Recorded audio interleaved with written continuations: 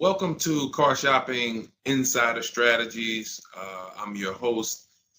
I'm known as Deshone the Auto Advisor. If you have 60 to 90 minutes to spend with us, we're going to talk about how you can make sure you're saving thousands on your next car, not just your next car, but every car you get for the rest of your life. I spent 10 years in the auto industry, 5 with Mercedes, 5 with General Motors, and now we do these streams Monday through Thursday. You can catch us at 12 p.m. Eastern time, and you can get your questions answered live. We do rebroadcast this show for those of you who couldn't make it, or if you want to share this with a friend or family, we'll rebroadcast the show throughout the day. But Monday through Thursday, we are live. You can meet us here to get your questions answered. So I welcome everyone. You're going to hear me talk about the sponsor of our show, which is my digital book. It's my new digital book. It's called Cars from Home, 7 Steps to Saving Time, Money, and Avoiding Dealerships. We've gotten hundreds of testimonials and we've gotten lots of reviews on this book. People like you using it to get below market purchases, below market leases, below market new cars, all from home. 99% of your transaction should be from home. That's how you put dealers against each other. That's how you see the whole market. The only reason you should be in a dealership is to test drive your cars, is to have your car appraised if you're going to sell it, and to pick up your car if that dealership doesn't deliver. So we're going to get into some serious Q&A. I see we got a lot of people checking in on TikTok. Good to see you, Cindy, Cowboys, Hoop You 42, EJ Mobile. You guys can feel free to start typing your questions. I have my man Dolan in the background moderating, and he's going to bring in all the questions we get so that we can make sure that everyone gets an answer. All right. So feel free to start typing. We do have a welcome special from my new digital book. It's normally $97, but for 30 minutes, you can get yours for $24. That's 75% off because I want you to have this information and I don't want money to be a barrier to you having this information. So you can get yours for $24. If you get to my TikTok bio, the Instagram bio, the YouTube comments, and the Facebook comments before 30 minutes, you got yours for $24. It's worth $97 and more, but $24 is better. I'd love for you to have that special. So feel free to start typing and we'll get to it. Nigel, Kodak, good to see you. Rob, Enrique, this is our Wednesday, May 7th live show. So for those of you who may want to know, are we actually live? I'm going to be saying the dates on the show just so everyone who is live knows that we are live and they can actually type your questions. So while you guys are typing, I want to tell you about this 7-step system that you want to be operating in.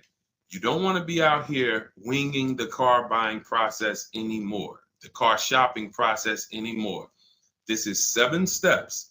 Whether it doesn't matter whether you're a high mileage driver, bad credit person, good credit person, lease person, purchase person. 7 steps. First step is the most important question. How many years are you keeping your next car?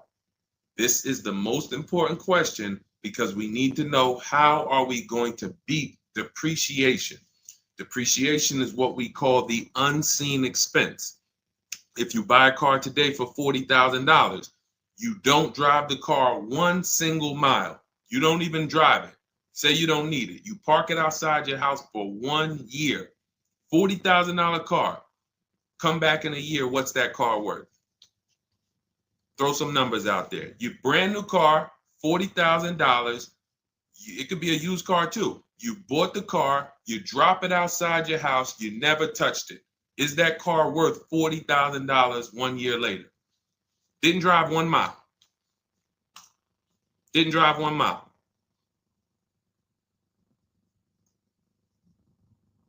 Let's go. Throw some numbers out there. What do you think? What do you think a $40,000 car is worth after 1 year?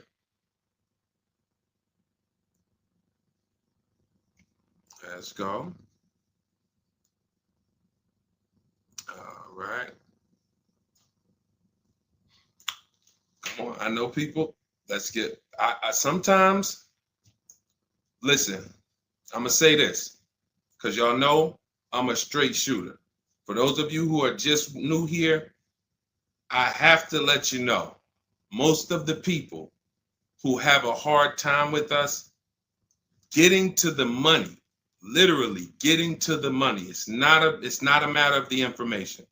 The information's proven. We got thousands of people using it. We got thousands of comments. We got hundreds of testimonials. It's the ability to focus. It is the ability to focus. We live in a world where it is very hard for people to focus, and that is where you lose. So I'm letting you know, when you come here to Car Buying Insider Strategies, you have to lock in. If you're going to be here, if not, you're not going to be able to win. You're not going to be able to use what we teach to literally dominate your car buying processes and have total wins like Milligan, almost $30,000 off an electric car. Dealerships drop the price the moment they drop the price on both. Question coming. So that's the depreciation. If you buy a car for 40, your car is worth 30 a year later. It's worth 35 a year later. Even if you didn't touch it, you didn't drive it, you just literally parked it outside your house. So that means our cars are losing value daily, whether we drive them or not. So the reason why the most important question is our first question: how many years will we keep this next car? Because we need to determine, are we going to beat depreciation with a short-term lease, 3 years, or are we going to beat depreciation with long-term ownership? Well, thank you, Will Rosa. Shout out to the people liking the show. If you are a long-term person, that's where we are purchasing. So that's step one in the process. Before you think about, Deshaun, what about my old car? I need to trade that. Nope, you're going to see we don't trade, we sell. But before you think about, Deshaun, I want this car, how do I get the best price on that? Before I think about anything, we are thinking about how are we going to beat the unseen expense, depreciation, because that is what most people overlook, and depreciation kills them, and they don't realize how much depreciation has killed them until they come years later to try to replace their car, and they're like, wow, that's all my old car is worth?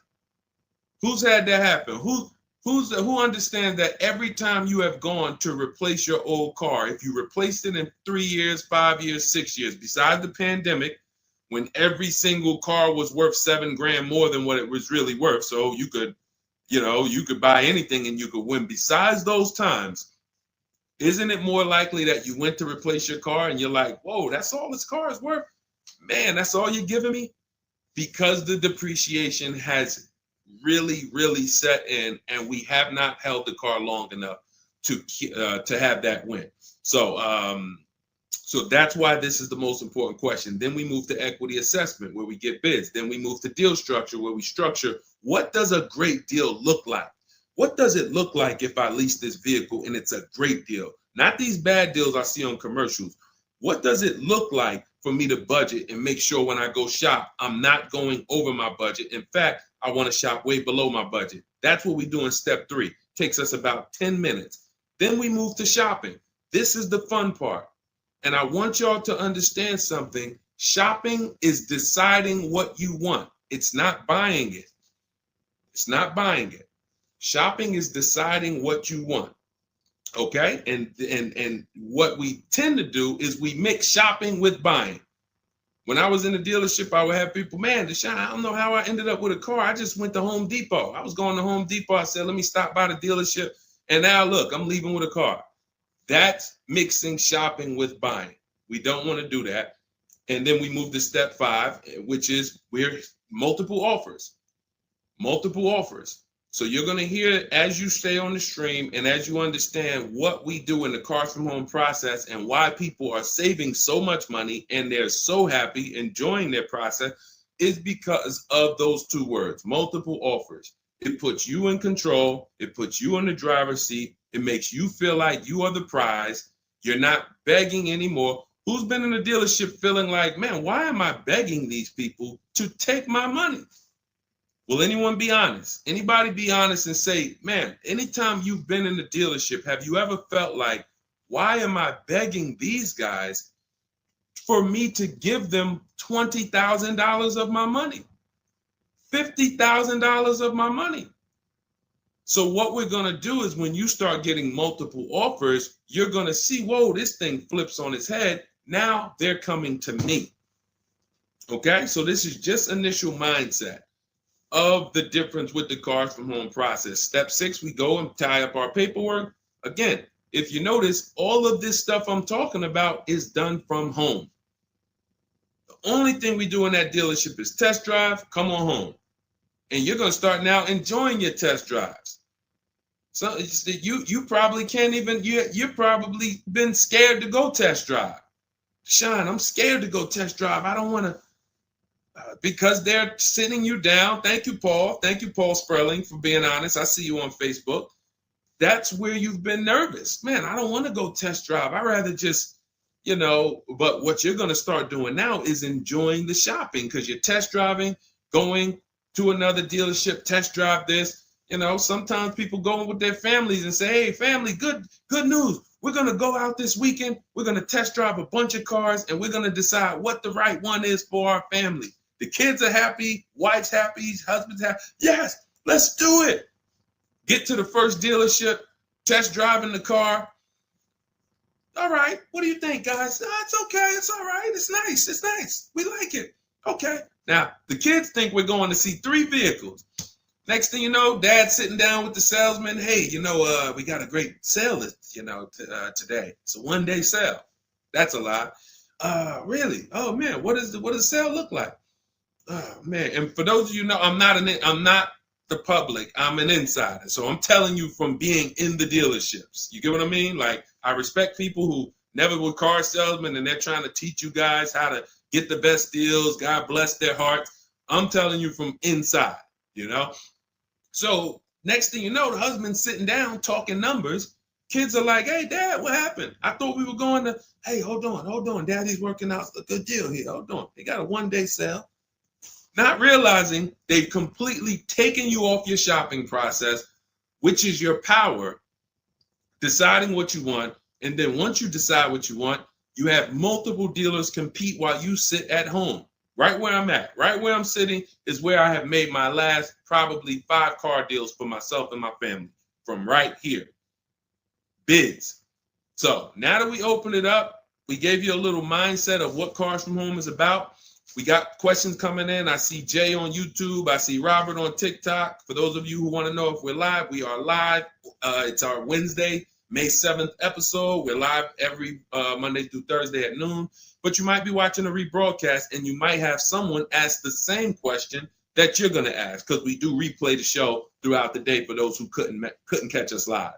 All right. So Dolan, let's start bringing in these questions. I see we got some coming. And Instagram, you guys type your questions. We're live on Facebook, YouTube, Instagram, and TikTok. All right. What do you think about the Flex Car Leasing Company? Let's see. It's Flex Car Leasing. All right. See if we can find out about Flex Car. Live large, spend small.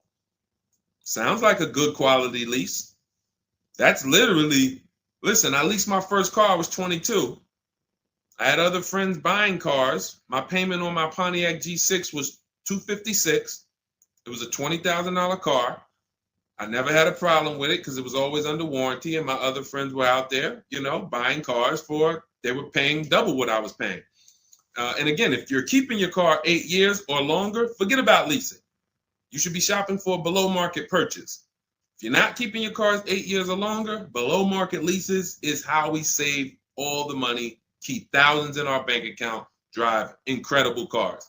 So let's take a look. It says Flex Car is the first and only month-to-month car lease because freedom shouldn't come with a contract. Once you flex, you'll never buy a car again. Now, I like this. We're just judging it by what do we get to drive? Here's how you judge leasing, y'all.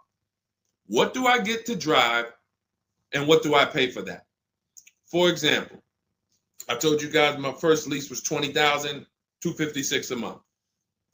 Then I got an Infiniti G25. Our payment was early. That was like 2011.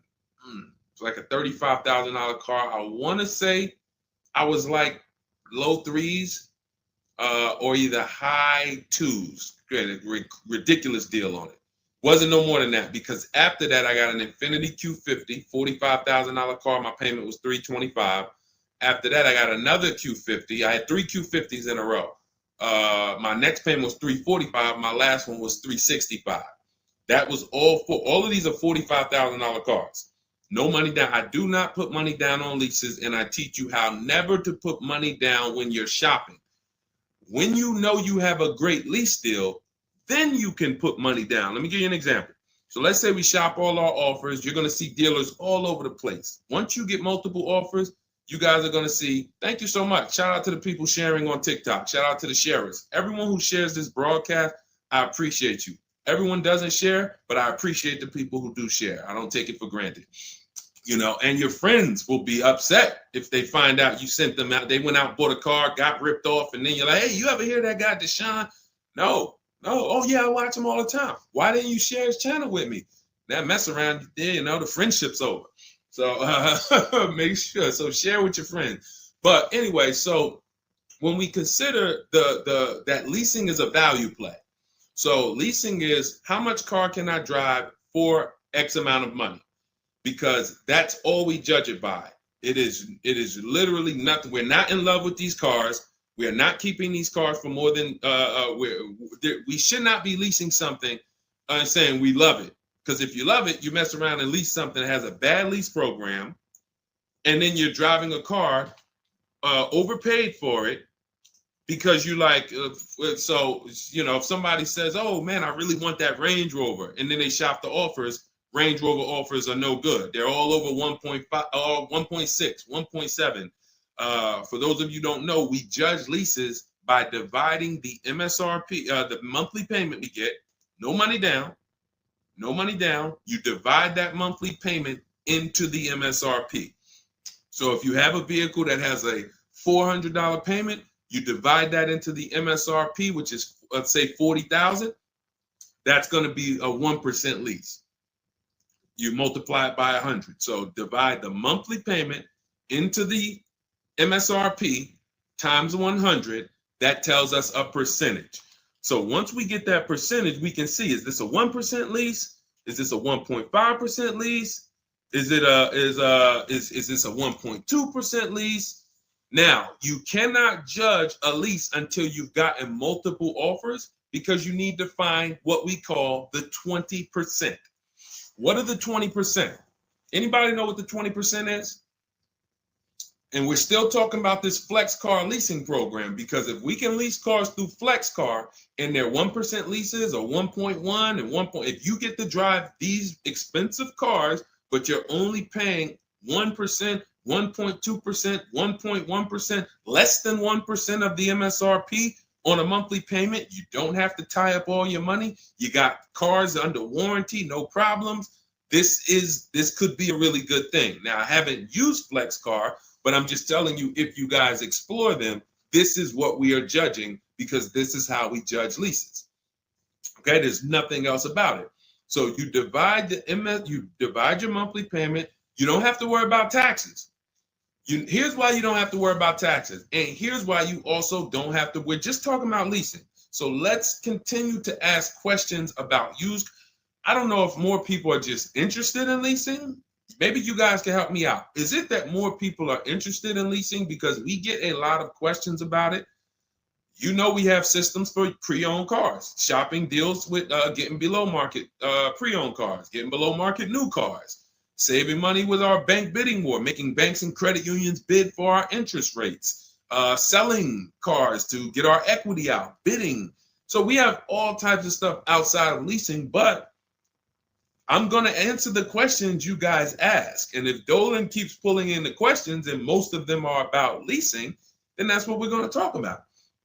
Okay? So so here's the reasons why you never have to worry about what about the taxes and fees? And what about the selling price? Do I divide the monthly payment into the selling price or the MSRP?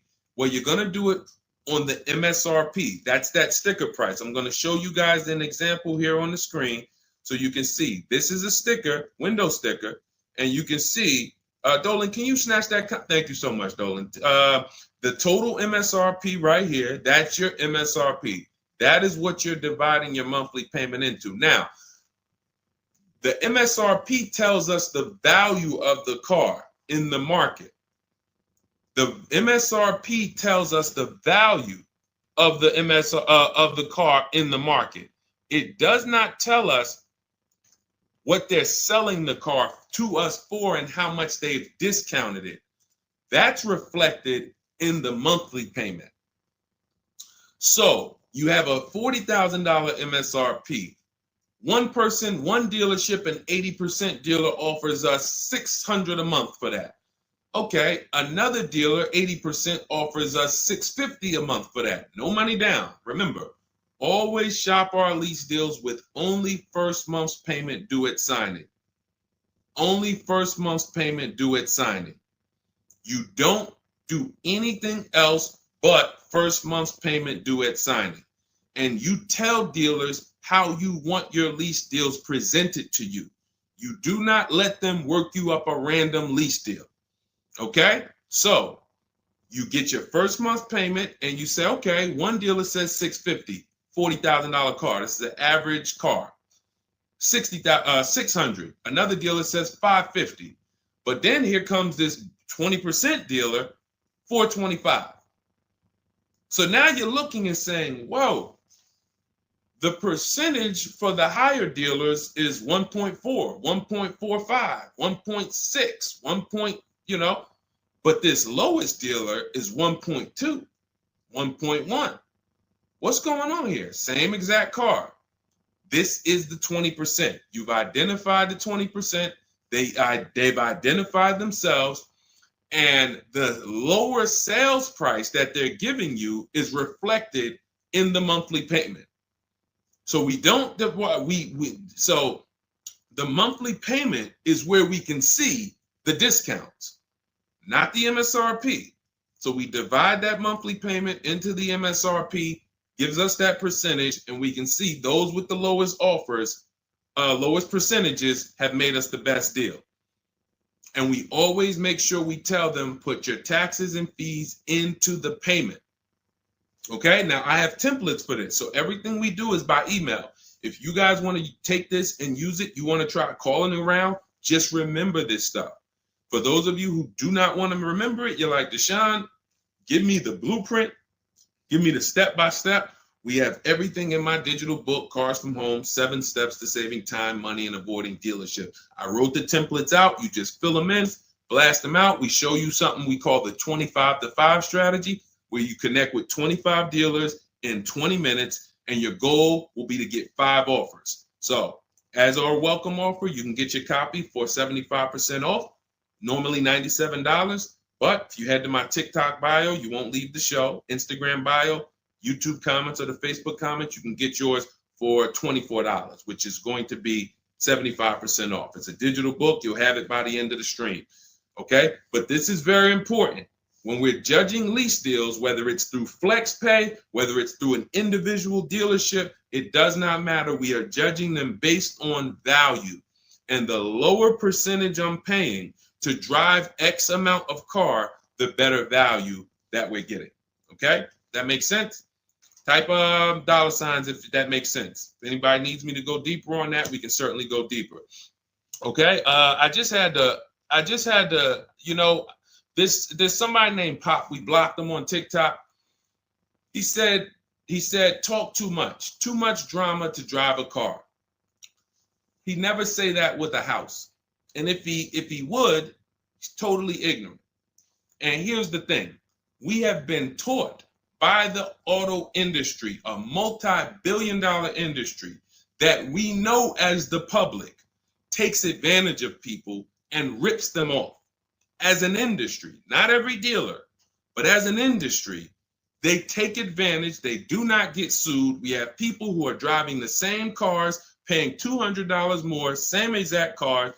No one is getting lawsuits. You're ripping us off because you've taught us that we should be able to come into the dealership, make a $30,000 transaction on the low side. The average car price is probably 40, 45 grand. They've taught us that they've taught us we should be able to make that decision in 1 hour with no real competition and no real information. So when we talk about strategy and the way we save money, when you look at somebody like a Marie, hey, just wanted to reach out and say thank you. I love these emails, by the way. Those of you who have my book, who are using it, please continue to send me these types of emails. Marie said, just wanted to reach out and thank you. Using the guide, I saved over $13,000 off MSRP, got my payment to be hundreds lower per month and maintenance included with no money down. Just wanted to say thank you. 2025 GLC 300 coupe, fully loaded. Now, some of you have this exact same car, or you know someone with it. You know someone with it. And they probably went out, got it traditionally in 2 hours, did very little shopping because they wanted this car. But Marie used the cars from home process, got my book, $24. Hopefully she got it at the welcome offer for $24. And that $24 investment saved her $13,000 off this new car. $13,000. We are not here on Wednesday, May 7th, to talk about hundreds of dollars. And these are the people who would be warning you guys to say, hey, you better have a process. And if you don't, that's okay. You don't need a process. Just know you're overpaying. And just understand that the car business has mastered sending you down the road in your car and you overpaid and you're smiling. It's a very, very powerful business, multi-billion-dollar machine where you could send hundreds of people down the road smiling and they literally overpay. You just made $5,000 on them, $8,000 on them, $10,000 on them. That, you know, there's a saying in the car business, the happiest customers are the ones you make the most money on. That is a saying. So the happiest customers, the ones that are no, hey, listen, you got to do better, man. Hey, man, I'm still not happy because you still don't feel like you got a good deal. Those are the people that you make the least money on. Still making money on them because they're not comparatively shopping. But the ones who, oh, Joe, you were great. You made this so easy. Go see Joe, everybody. Meanwhile, Joe's making $8,000-$10,000 on you every single time.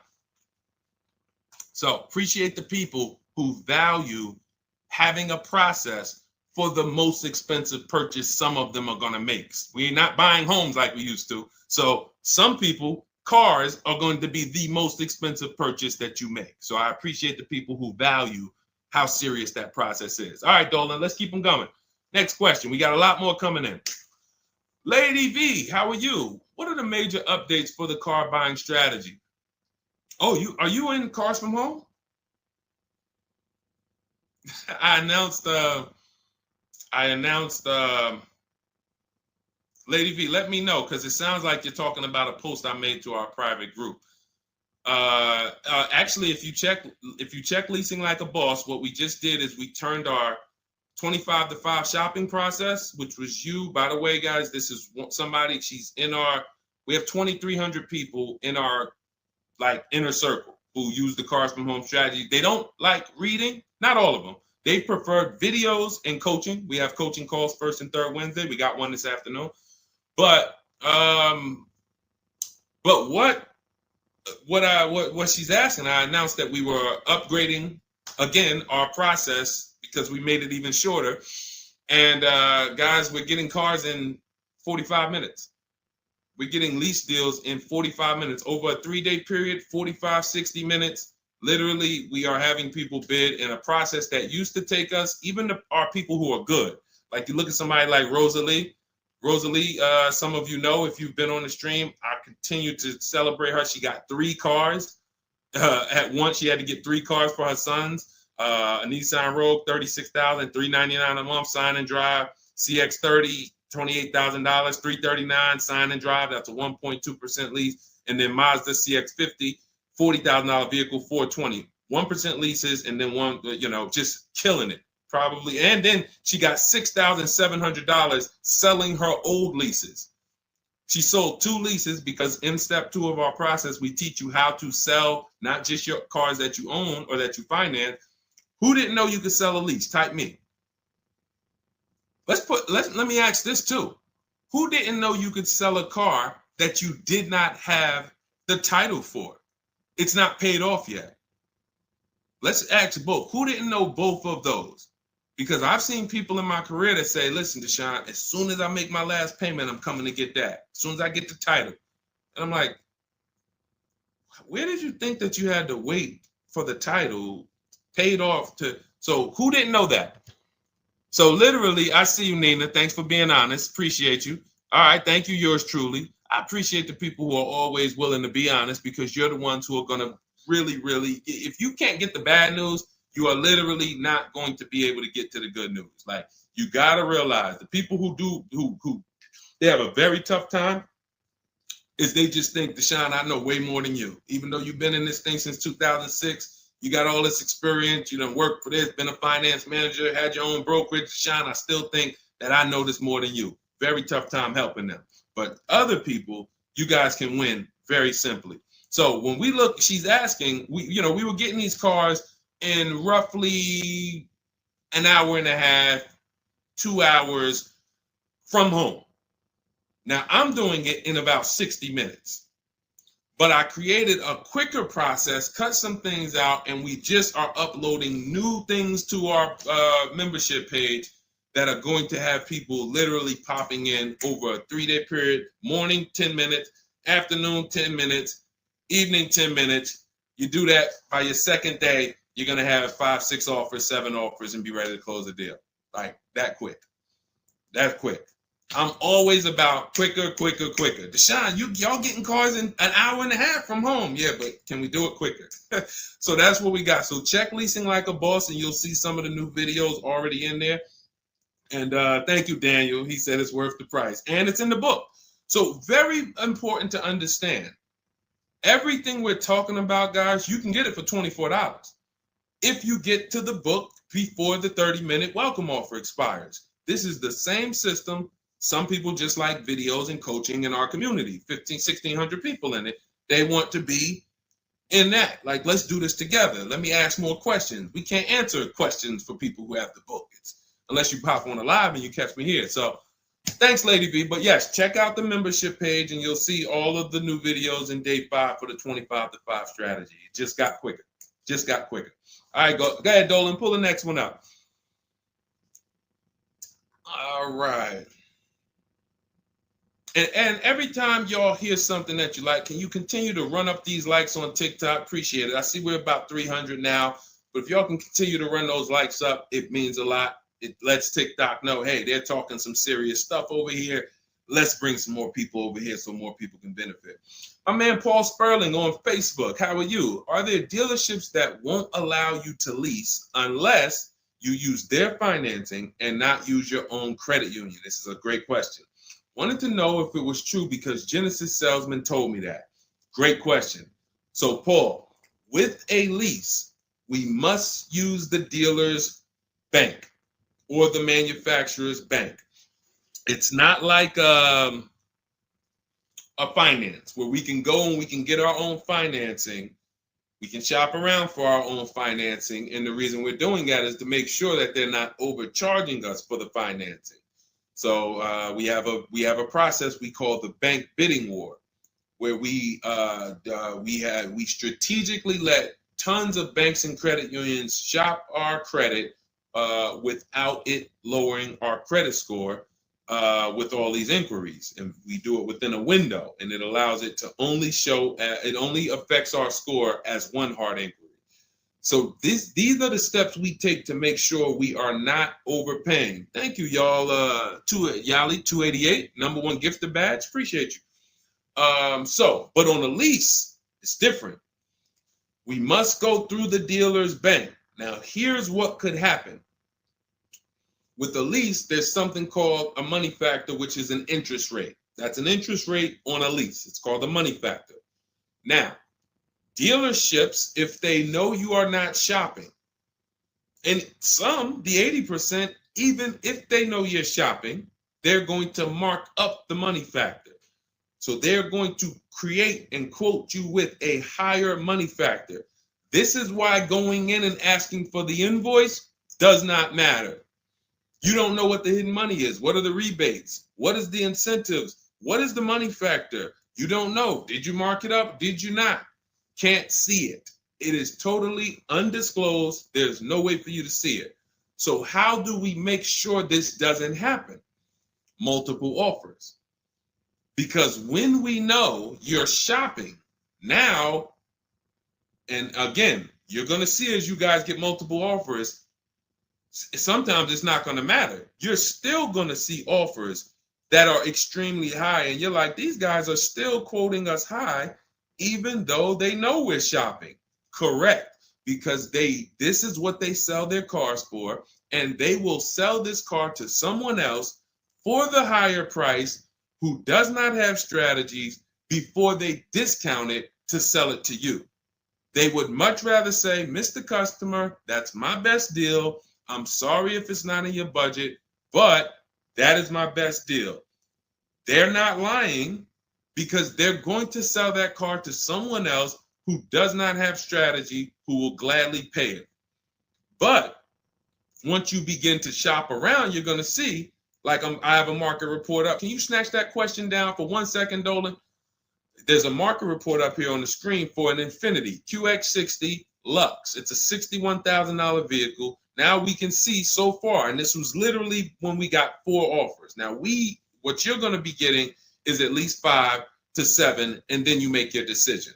Only vehicles that are very scarce, you're going to see less than 4 offers or less than 5 offers. And then at which point we usually make a decision on, do we want this vehicle or do we want to hold off and maybe check back next month, because we need competition.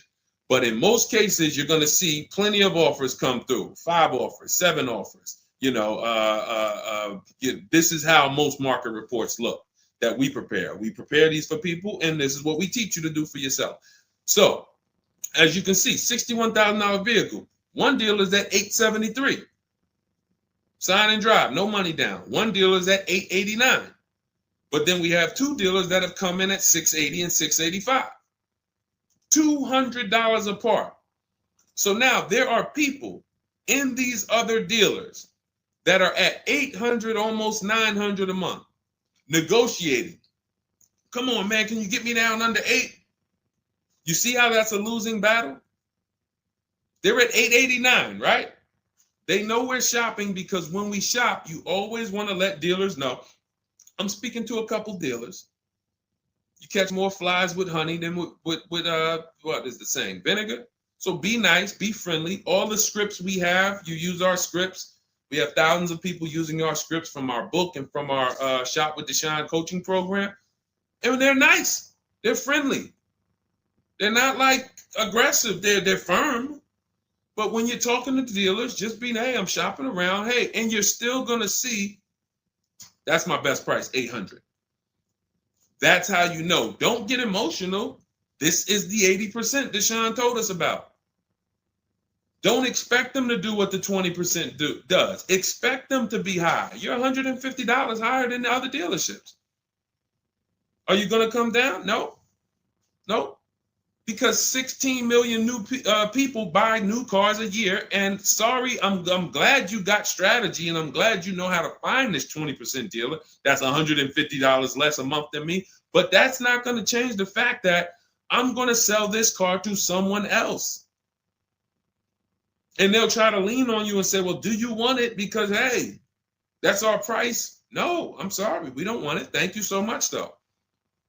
So this is what we're dealing with when we are dealing with car salesmen, which is why you must shop multiple offers to be able to get your best offer. Now, when we look, going back to yours truly's question about, can you pull that question back up about the shopping for the lease financing? It wasn't yours truly's question, I don't think, Dolan. Whatever the last question was, because what we're talking about is in those $800 a month payments, what is making those high payments so high? It may not be that they're not discounting only. It might be that they're not giving a big discount, and the finance managers are so used to robbing people that they say, listen, every single lease quote that y'all quote, make sure you put 1 point in there for me. Every single lease quote. Do not bring me a lease customer if you don't have any padding in that money factor for me. And that's what they do. So they are not going to lower the money factor. They can't. There was salesmen. I remember when we were salesmen, they used to start negotiating the rate. Hey, what if I could get you down to 3.9 or 4.9? The finance manager come out and say, why are you saying that? You're giving away my money. You negotiate the car price. You negotiate with their trade with them.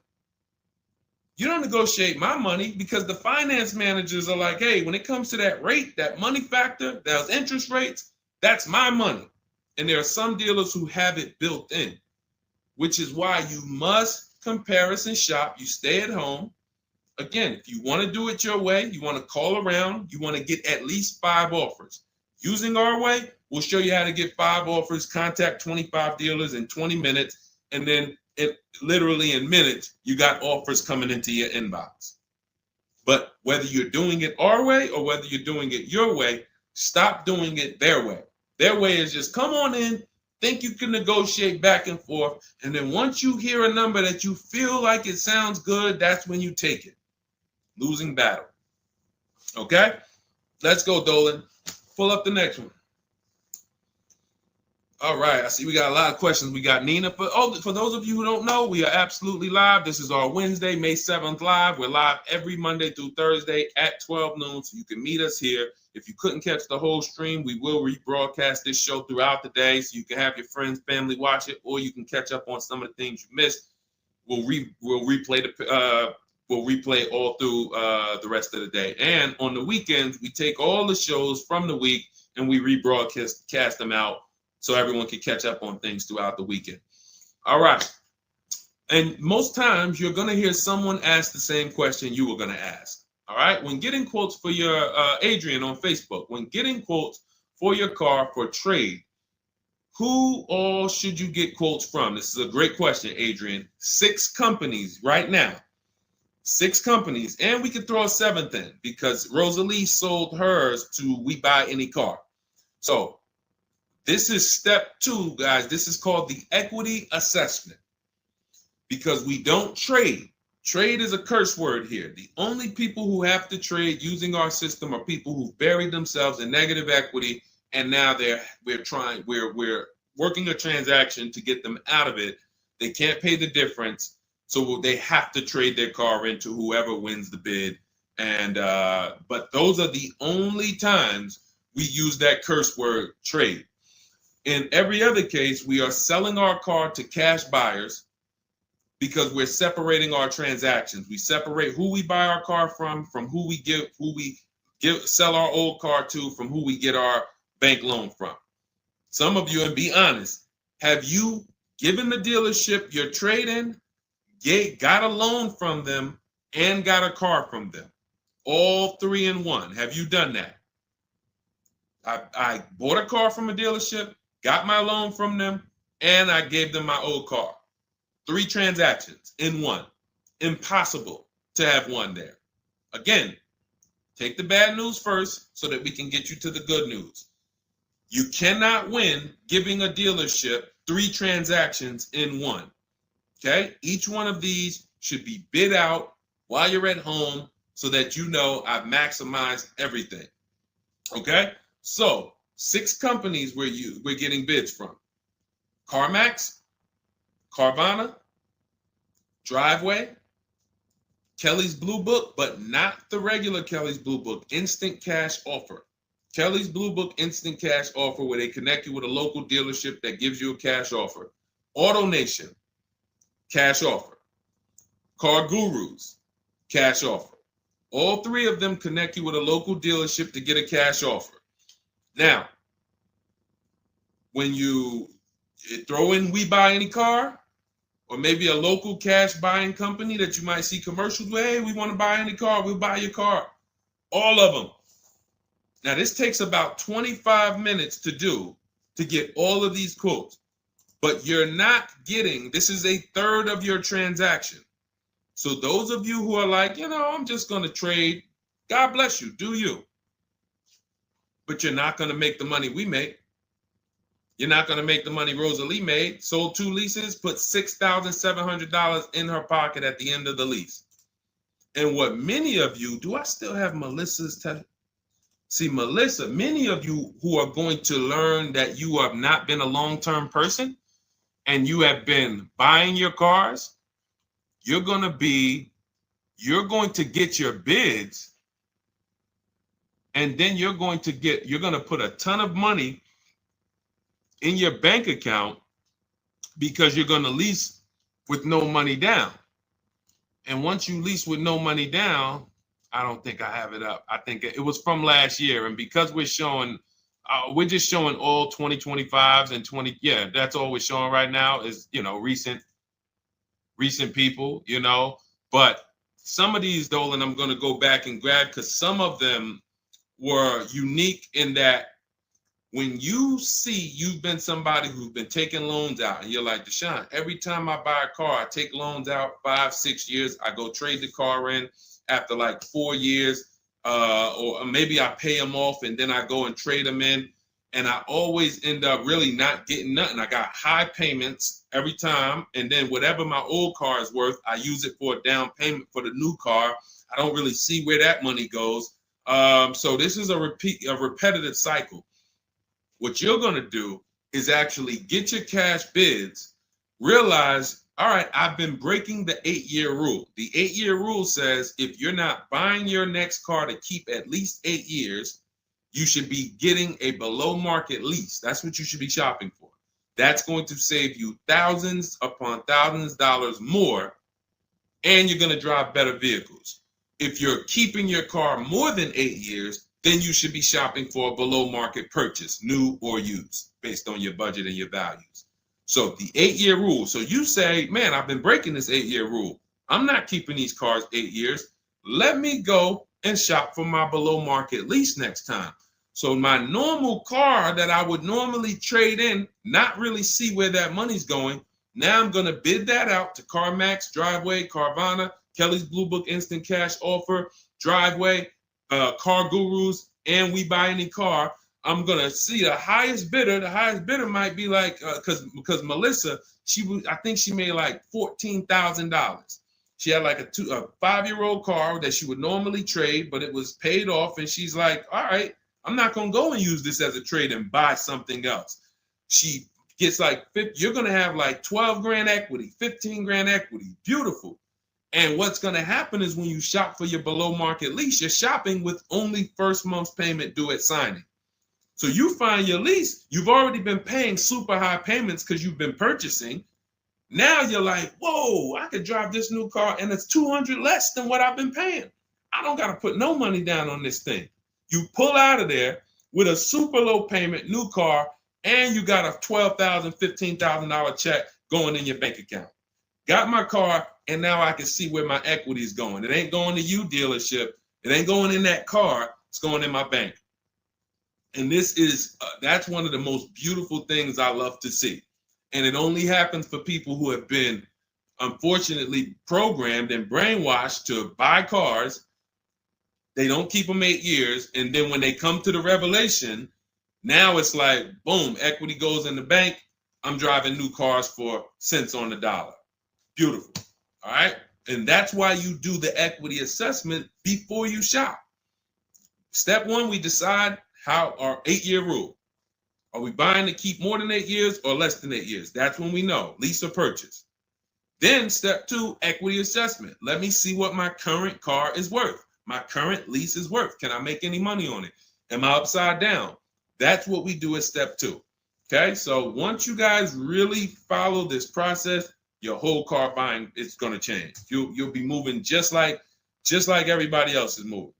Just like Brian got his first lease using our system. He said, just finalized my first ever lease using your system. 2025 HRV Sport, all-wheel drive, $30,500 MSRP for $395 a month, 1.2% ratio. See, this is how you know people understand the car buying process. They talk just like me. They talk just like me.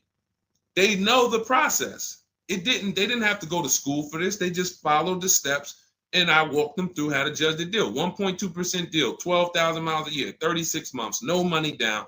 His initial quote from this dealer was $434. In my book and in our Shop with Deshone system, we have calculators we invented. We have 6 proprietary calculators. Can't find them anywhere on Google. They're ours. We created them.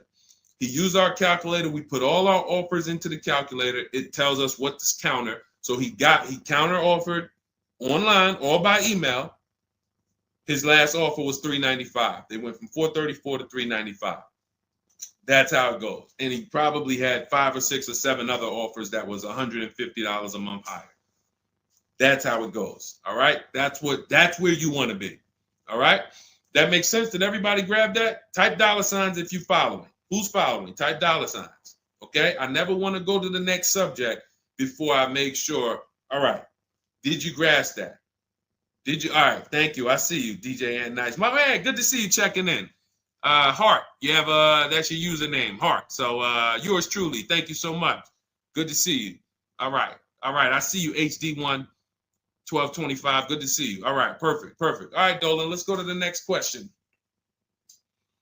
All right, feel free to keep talking. I know we got a bunch, so I'm not even gonna say it. Let's just try to get through what we got so far. Should there be a set length of financing depending on the year of the car? Great question. So we have something we created called the Rule of 72 and the 10th birthday. This is, all right, there's something we call the Repo Recipe. So when I was in Mercedes, this happened more often with Mercedes. People, 4 expenses that we need to take into account when we're financing a car. 4 expenses. The cost to acquire the car, and most people are taking a loan. So it's the cost to acquire. Then you have the cost to repair it. Well, let's say this. You got your insurance. You have your maintenance. And on some cars, maintenance does become serious. On a Mercedes, your oil change is $200. Your brake fluid change and your service B is $400 to $500. So there are cars that we have to take into account the maintenance being serious. Then we have gas. So even if you have a car that maintenance is low, you still have gas. So let's just wrap those 2 together. And the 4th expense is what really, really hurts people when they have something that breaks. And when we have something that breaks, what we typically don't want is a car payment. We don't want all of those expenses on top of things breaking. So what we really want to do, and this is a measure of when you're buying too much car for your real budget. If you can't buy a car and you afford it and can get, most of the loan is under warranty. So most of the loan that you have the car is under warranty. If you got a 5-year loan and you got 2 years without a warranty, okay, cool. You got a 6-year loan, you got 3 years without a warranty, okay. But you don't want a 6-year loan and 1 year you had a warranty and 5 years there's no warranty on a car that could, and you don't have the cash. These are things that we call the Repo Recipe, because when something breaks and you have a car payment and your insurance payment and they're telling you, wait, you need the maintenance, you just wait, I just put brakes and tires on this thing. This is enough for some people to say, whoa, I can't afford to put $5,000 into this car in 60 days. Or so how do we prevent this? We prevent this by making sure we're not taking a car or a loan too long for the year of the car. And the longest loan we want to take is 72 months. And so the reason why it's called the Rule of 72 and the 10th birthday is because when you add up the year of the car and the number of years old the car is, when you add up the year of the car and the year of the loan, the number of years on the loan, it should not pass 10. So if you're getting a 4-year-old car, you can take a 6-year loan. If you're getting a 3-year-old car, you can take a 6-year loan. That's 9. If you're getting a 5-year-old car, you should take a 5-year loan max. If you're getting a 6-year-old car, you should take a 4-year loan max. Now, why is this a test of affordability? Because some of you are saying, whoa, but I can't get the car that I really want at that number. Then that means you can't afford the car that you really want.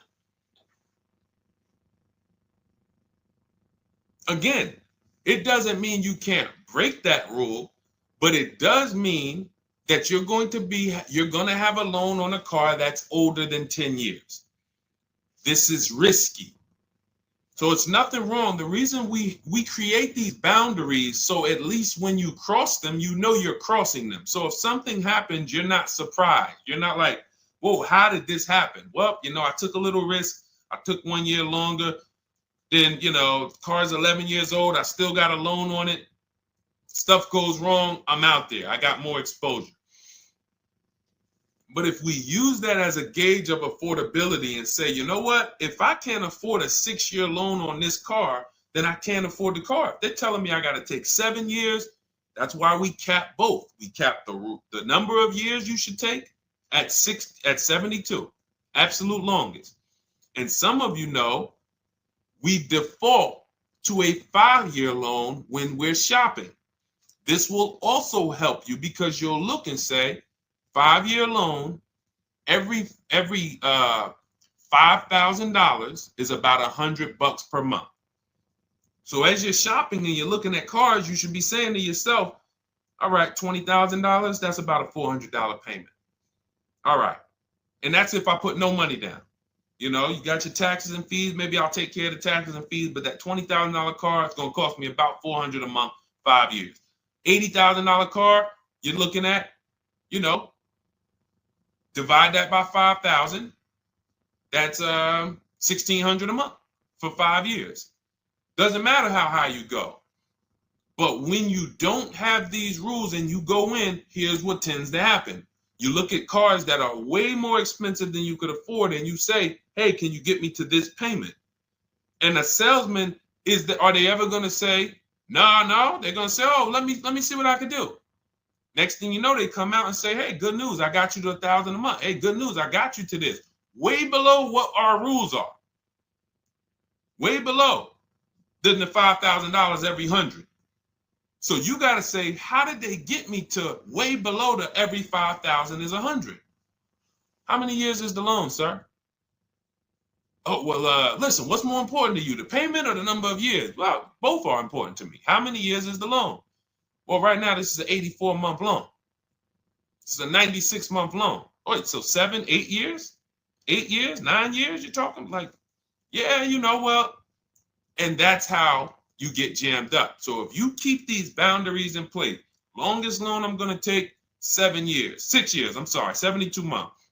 When I'm shopping for a car, if I'm purchasing it, not leasing, I am looking and saying every $20,000, every $5,000 I'm going to borrow, it's going to cost me about $100 per month.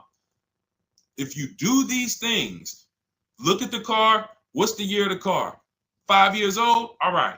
Max I want to do on that car is a 5-year loan. Oh, it's only 3 years old? All right, I can stretch to a 6-year loan if necessary. You keep these boundaries, you will be safe. You stay far away from the repo recipe.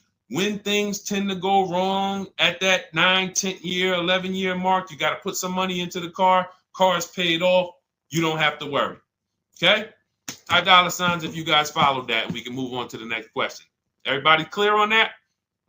Colin Moore, welcome to the community. New follower. We are live. It is our Wednesday, May 7th episode.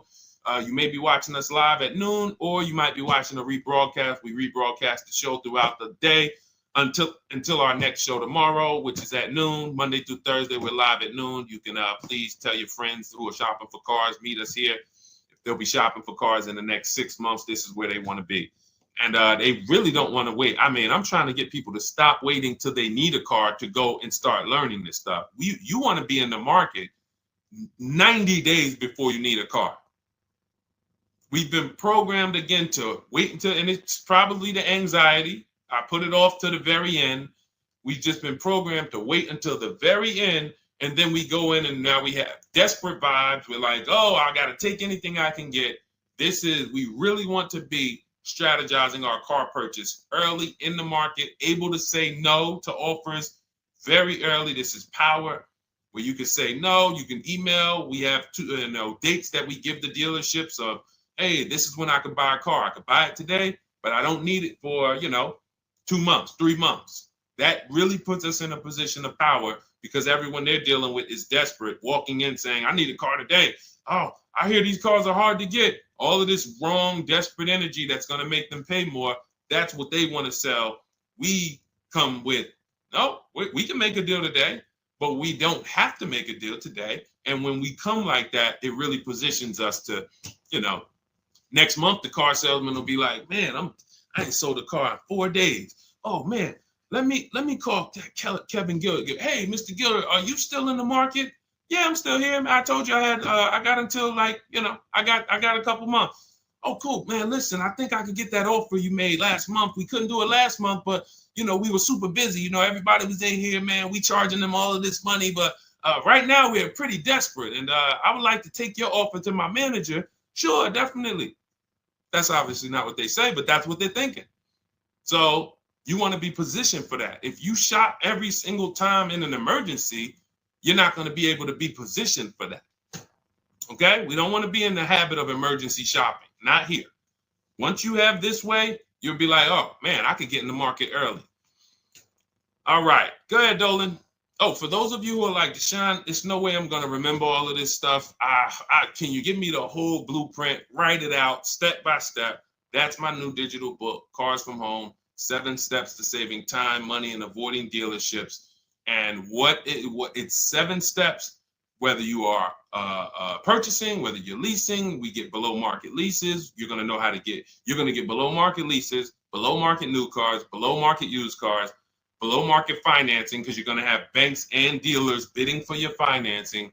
If you're a high mileage driver, there's 3 different strategies for exactly how you need to be moving as a high mileage driver. If you have negative equity, there are 2 strategies in there to help you move from negative equity to your next purchase. This is all in 7 steps. Very simple to follow. So you can get your copy. It's normally $97, but you can get your copy. Part of our welcome offer, 30 minutes only. If you visited already and that timer started, once 30 minutes goes to 0, it is now $97, which is worth every penny. But I'd rather you get the welcome offer. So go grab it. TikTok bio, Instagram bio, Facebook comments, YouTube comments. Click those links.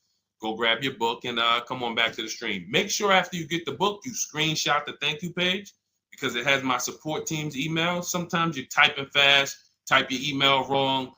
You don't see that book in 10 minutes, just send an email to my support team. They'll get you your book right away. All right, go grab it before the 30 minutes is up. Go ahead, Dolan, shoot the next one. You don't want to have your own financing all the time, pure knowledge. Sometimes dealers have 12, 13 banks sometimes. Sometimes they can beat what you get on the outside. The key is creating a competition. Thinking about a 2025 Land Cruiser for $62,000, $5K down, any advice? How do we know that's a good deal? How do we know that's a good deal, everyone? Now, mind you, that's how a lot of people approach the car purchase. I'm thinking of this car, all right, I'm looking for, I got 10 grand down. What we haven't, so here's what you discussed in this statement. I'm gonna read this question again, and you're gonna see two pillars that unfortunately we're combining. Thinking about a 2025 Land Cruiser. So now in my mind for 62K. Now, this is a new car. With our new car system, we use the bidding. Thank you so much, Daniel. See, Daniel knows. I think, Daniel, you have our book, Bidding the Market. So that's where we're missing everything. So now we're looking at the new car, which means what our process is, we're connecting with 25 dealers to get bids. If you said, Deshaun, I called around, spoke to several Toyota dealerships, and the best dealer that I found who's going to offer me a car is going to give me $8,000 off. But I got 5 offers. I got 7 offers. Some people said they're not going to do any discount. Some people had $3,000 in fake fees and dealer adjustments. Some people had protection plans and they took off a little money, took off $5 grand, but they had all of these fake fees. So it's really not even like they took off $5 grand. But one dealer didn't have the fake fees, and he discounted $8,000. Boom, that's a bid. You did it manually, didn't do it our way, that's just fine. But that is allowing you to have the peace of mind that I'm getting a great price on the Toyota Land Cruiser. Separately now, we're moving to our financing because you said $5,000 down. Therefore, you're getting a loan. So we would now have banks and credit unions bid to now submit offers to you within a 24-hour period. You have all these banks, credit unions online bid for the loan, get the best interest rate. We give the dealer a chance to see can they beat it. In which case we bid out the loan, we bid out the car purchase, and now and watch this. I'm home doing that before you even get home from your dealership. One visit, you're in the dealership 3 hours. I'm popping into my email minutes at a time, 15 minutes. I'm hopping on. I'm getting banks to bid in an hour. Everyone's bidding. Boom, boom. I'm getting dealerships to bid. You're still at the dealership. You're just meeting the salesman. You're still wondering, do they have a black one? Hey, he said he had a black one. He was going to pull it up. All right. He comes back with silver. Oh, you don't have black? Oh, no. Well, listen, somebody's trying to dig it up in the back. You know, we're going to see. Why don't you drive this one and then maybe we'll see. Okay, listen, I'm here. Cars from Home people, we here moving. We already gotten offers coming in. You still waiting for a test drive. This is how we move. So not only is our process and the way we shop the key to getting all these offers, like again, you look at somebody like well, this was crazy. Val Boss lady, $51,000 vehicle, zero maintenance, zero time. Look, she got a 1.1% lease on that. Let's look at where's Sean? My man Sean, because Sean was actually one of the look. $72,000 vehicle. He saved with the rebate and with the dealer discount. He saved $21,000 off of it. $21,000 off of it. He's sitting here chilling at home. Dealers, I'll take off 3,000. I'll take off 5. I'll take off 10. Oh, I'll take off 20. Whoa. So it's not only is it the money that we save, it's an easier, more fun process. So that's what you need to do. Like, step out of that old way. Understand that I need to get multiple offers for the Toyota, and I need to get multiple offers for my financing, and I do that right here from home, where nobody can come into my house and say, hey, you get into the dealer here. What are you doing there trying to shop from home? We see you. You're not going to break our programming on you. You better get up right now and walk into this dealership so we can charge you more. Who's going to do that? While you in your living room, while you at work? Dealers bidding while you at work. Never been to a dealership. It's freedom. Multiple offers. Yes, Lady V. That's my 2 favorite words. I swear, if I didn't wear unlearn, relearn, I'd be walking around with a shirt that said multiple offers. All right, let's go, Dolan. Shoot the next one up. We got time for a few more. Let's go. Few more questions.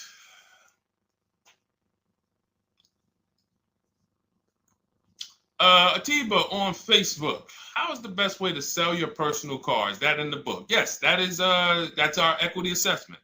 Step 2. Step 2. Multiple offers. Get your 6 to 7 cash offers. And if you don't need to replace your car, just go and get your check. Do your inspection, get your check. Cash offers, CarMax, Driveway, Kelly's Blue Book Instant Cash Offer, Carvana, AutoNation, Car Gurus. You want to throw We Buy Any Car in there? 7 offers. Get your cash offers. Now, if you are replacing your car, we are timing the transaction. What that looks like is we get our bids for our old car, our current car, or our lease. We assess what our equity is. And then we go shop for the new car. And once we find the best offer for the new car, we then go in. We'll give the dealer a chance to match it, but they usually can't. Hey, I'm selling my car to We Buy Any Car. You know, they're giving me this. Can you beat it? No, that sounds crazy. I can't beat that, because they're not going to win 2 bids. They're not going to beat all of the new car dealers or the used car dealers to sell you a car. And then they can also beat all the used car cash buyers to buy your old car. They'll be out of business. So you go pick up your new car, drop off your old car, or go drop off your old car, get your check, drive over, pick up your new car. Maximize both transactions. It's a beautiful thing. That is the way it's done with us most of the time. Very rarely is the dealer we're picking up our car from the same one who's buying our old car. Very rarely. But yes, absolutely, that's in the book. All right, let's keep it going. Dolan, next one.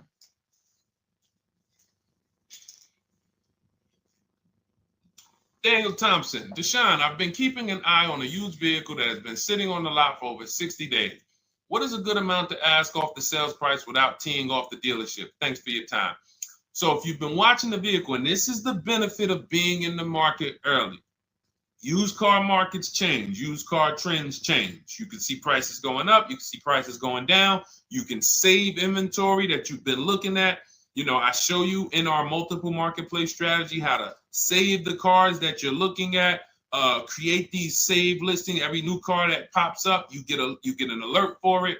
This is why when you know the market, like Daniel knows the market for this car, if he has on alerts, every new car that pops up, he knows about it first, and he can actually jump on that car quicker than anyone else, because other people will hesitate because they don't know the market. So they'll say, hey, what about this car? Oh, they just listed it today. It might not be a good deal. Well, Daniel will know if it's a good deal because he's been watching the market to know, yes, that's a good deal. No, it's not a good deal, because the really great deals where dealers say, hey, we're just going to move this car. We want it gone in 24, 48 hours.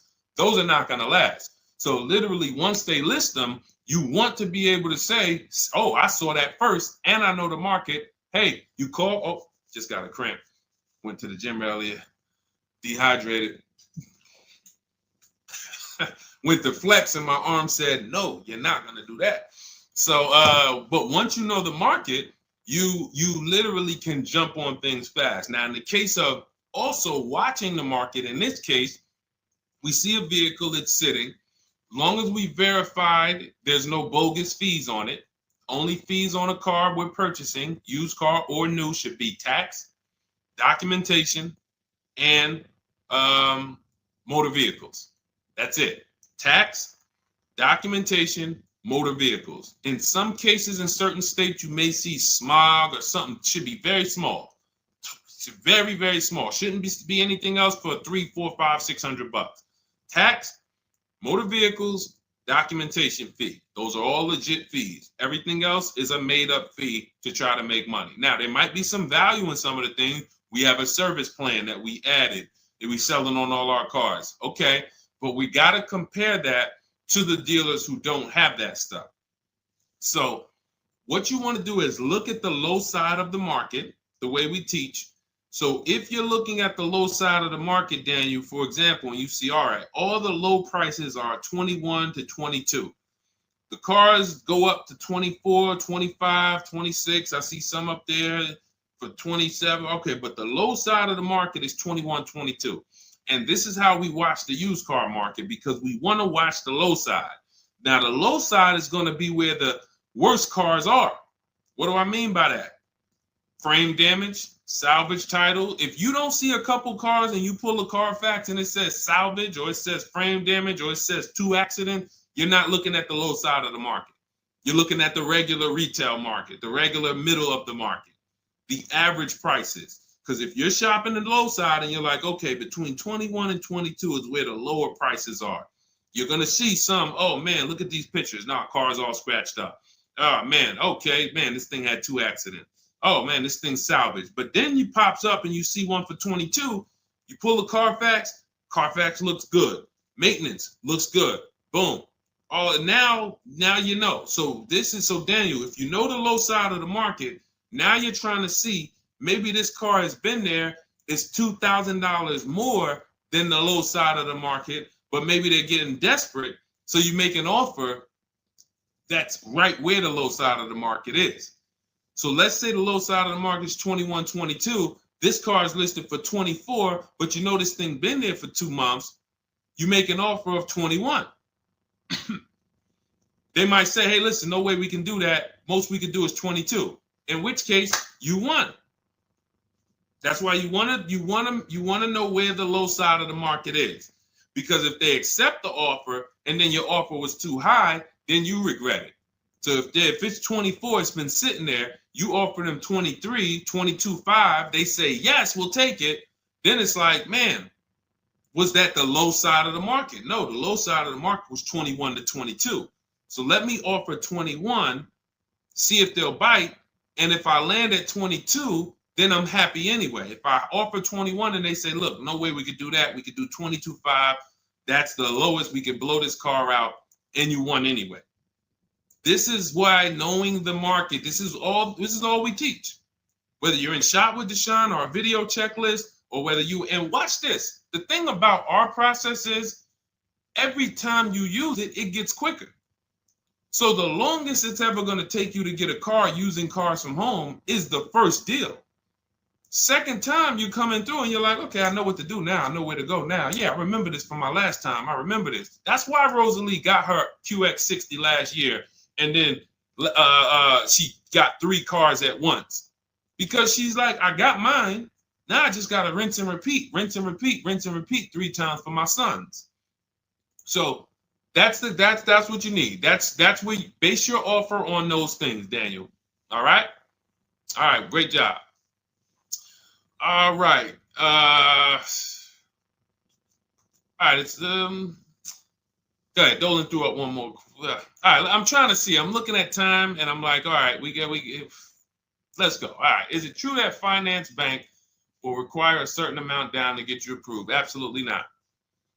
Absolutely not. You can do no money down financing. Here's what's happening if anyone's requiring money down for finance. It could be based on your credit, but more often than that, it's based on how much you're trying to borrow relative to the price of the car. So let's say a car is $25,000. Now, this is how the ability to shop affects your deal in the long run. Because if you overpay, the bank is not going to tell you. It's not their job to say, yo, you're overpaying for this car. But here's what happens. Let's say a car that is a good deal would come in around $25,000. Good deal, good value. Now, you don't know what you're doing. You go in, you pay, you get a car, you're like, okay, man, I'm looking at this car, man, it's about $28,000. It's about $28,000. I love it. It's a nice car. Now, you're not looking at the market to see what the low side of the market is. You go in, and you could do this with a new car too. Tons of people did this during the pandemic. Went in, paid over sticker, 5-10 grand. Normally the bank would not have approved those, but the banks were in cahoots with the dealerships because there's something called a loan to value ratio, which is why the banks are getting hurt right now, because they approved deals on cars that they knew were worth 35, but they were approving loans for 50. Because dealers decided we want to sell this $35,000 car for $42,000. So once our client needs the loan with everything, and they might have a little negative equity, we need y'all to loan them $50,000 on a $35,000 car, and the banks did it, which is why they're falling apart right now, and they're going to continue to collapse. So when you look and say, whoa, if that's the case, how does the bank protect themselves? It should be loan to value ratios, which means this car that you're telling us you bought it for 28, your taxes and everything are, let's say they slapped on some fake fees on you, and you're up there like, all right, man, I thought the car was 28, but when it's all said and done, I paid like 34 for it. Now you leave with that car for 34. The bank looks and says, well, you're trying to get it for 34. The bank looks and says, whoa, the book value on this car is only 23. So actual cash value might be, we could lend, the actual cash value is like 23. We could lend 25. I could see if somebody bought it for 25. We can lend that because they'll usually give you 20% above what the actual car's value is. So we'll lend on a $25,000 car, we'll lend you $32,000. You're asking for $34,000. That means you've overpaid by so much, the bank can't approve it unless you get them to the loan to value ratios where they're comfortable. So they're going to say, you got to put down $2,500. You got to get to, you can't borrow no more than $32,000 on this car. You need to come up with $2,500, come up with $2,000. So whenever a dealership's coming to you and say, hey, listen, the bank needs you to come up with this, they're overcharging you. And you're about to take a deal being overcharged because you're overpaying for the car, and the bank is saying, we're not taking on all of that risk. That person needs to put some more money down because I know y'all trying to sell them this $23,000, $24,000 car for $33,000, but we ain't going to help you do that no more. Now, this also happens with negative equity. People trying to move 5, 10 grand negative equity over to their new car. And now it's like, oh, wait, the bank's saying you got to put money down. Same reason. So it's two cases, lots of negative equity, or you're overpaying, or both. But that's a signal. All right. Again, that's why we bid out transactions. When you get multiple offers on the car you're buying and multiple offers on the car you're selling that you have negative equity on, you can see, no, y'all not pulling wool over my eyes because I know the market. All right. And all of this is done from home. That is why our system and our teaching, our philosophy, our company is called Cars from Home. That should ground you in the fact that everything we're talking about, 99% of it is done from home. 99% in minutes, not hours, minutes. All right. So if you guys want your blueprint, if you're like, hey, Deshone, listen, great stream. I enjoyed it, learned a lot. No way I'm going to remember all of this. Can I get the whole blueprint step by step? That is my digital book, Cars from Home. This is specifically for people who are like, I don't like car shopping. I'm not going to know all of this stuff. I want to enjoy my car shopping process. I'm tired of having buyer's remorse. I'm tired of leaving the dealership hoping I won, wishing, I don't want to talk about my numbers. Don't even ask me what I'm paying. Don't ask me what I paid. Don't ask me like that. You can see people from our school, look, they're already always posting their numbers. They never post without posting their numbers because they're confident in them. $50,000 car for Ken, $585 a month, no money down. Look, Jen, she gets a 2025 Honda Pilot, $50,000 vehicle. She saves almost $6,000 off of the price, $5,600 off the price. We could do this all day long. Oh, this is a long one. Oh, graduated. I put $1,000 to hold the vehicle Saturday. The dealership we ended up made the best deal, easiest, quickest process, little over 2-hour drive away. That is a signal. What you're going to see a lot, and y'all are going to get used to it, is driving an hour, hour and a half to go to get that car from the dealer who won the bid. Convenience costs you money. Every one of our students, our book readers who use what we teach, they are absolutely prepared to be, oh man, the dealer that won the bid, they're taking off $15,000. Man, they're 2 hours away. That's a nice drive, ain't it? Nice drive. Oh man, I'm driving I never made this much money on a drive before. And then you start to see most of these local dealers, they think they got me because they see my zip code and they're like, well, this person ain't gonna shop. So listen, hit them at this price. They don't realize that dealership an hour and a half away is like, hey, we got the car. Hey, we'll sell it to you for this. But they never expected you to find them because most people don't find them. So that is the Cars from Home system. It's very simple, 7-step process. I'll walk you through it. And in my digital book, you'll have all your questions answered because it's a step-by-step process. You literally just do one step, check it off. Next step, check it off. Next step, check it off. By the time you get to step 7, you're setting up your delivery of your car or you're going to pick it up. All right. But it's normally $97. Part of my welcome offer, 30 minutes only. You can go grab a copy for $24, 75% off, and you will have it in your inbox. Make sure as soon as you get your book, you screenshot the thank you page has my support team's email on there, just in case the book's not in there in the next 10 minutes. If you type your email wrong, make sure you check your junk and your spam folders. But go grab your copy. You'll have everything that we teach in a step-by-step manner. You'll be able to get cars in 60 minutes, 90 minutes from home, and you'll start to enjoy the car shopping process. All right. You'll be sending me your email just like Marie and Ken and Milligan, all of these people. You'll be sending me your deals. Okay.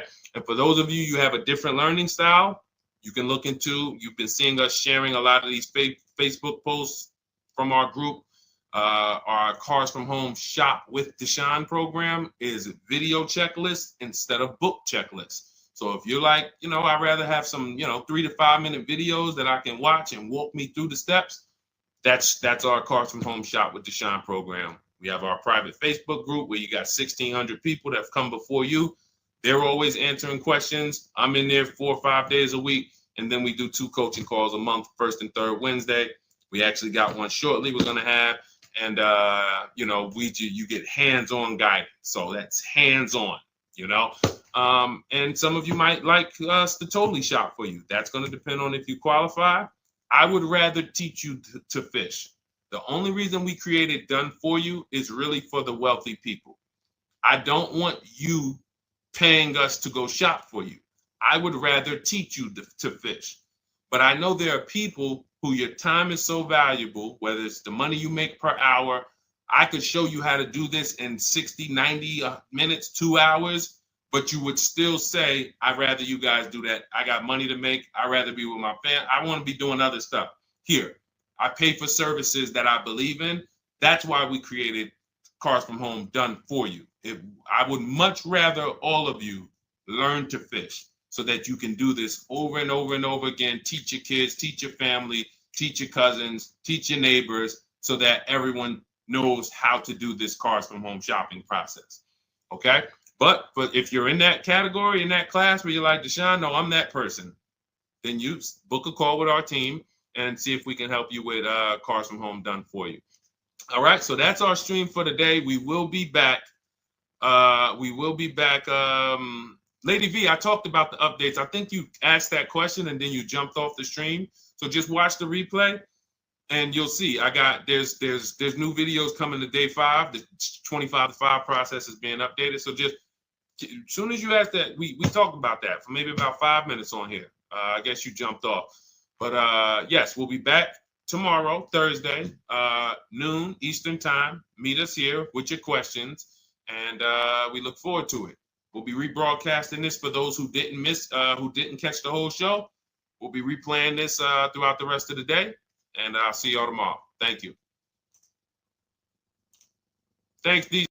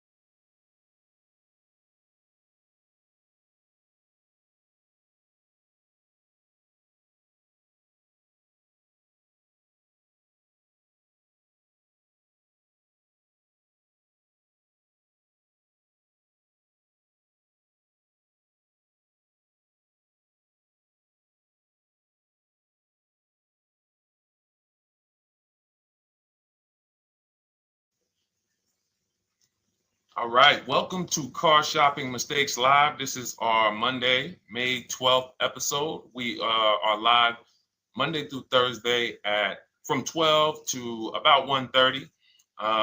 My name is Deshone. I'm known as Deshone the Auto Advisor. And what I do is make sure that people like you never overpay for cars. That's what we've been doing for the last 4 years online. And I spent over 14 years in the auto industry. Worked for General Motors for 5 years, Mercedes-Benz for 5 years, had my own new car brokerage. And now I focus on making sure you have the strategies you need from the inside So what you're going to see is my perspective is very different, being inside dealers for 14 years.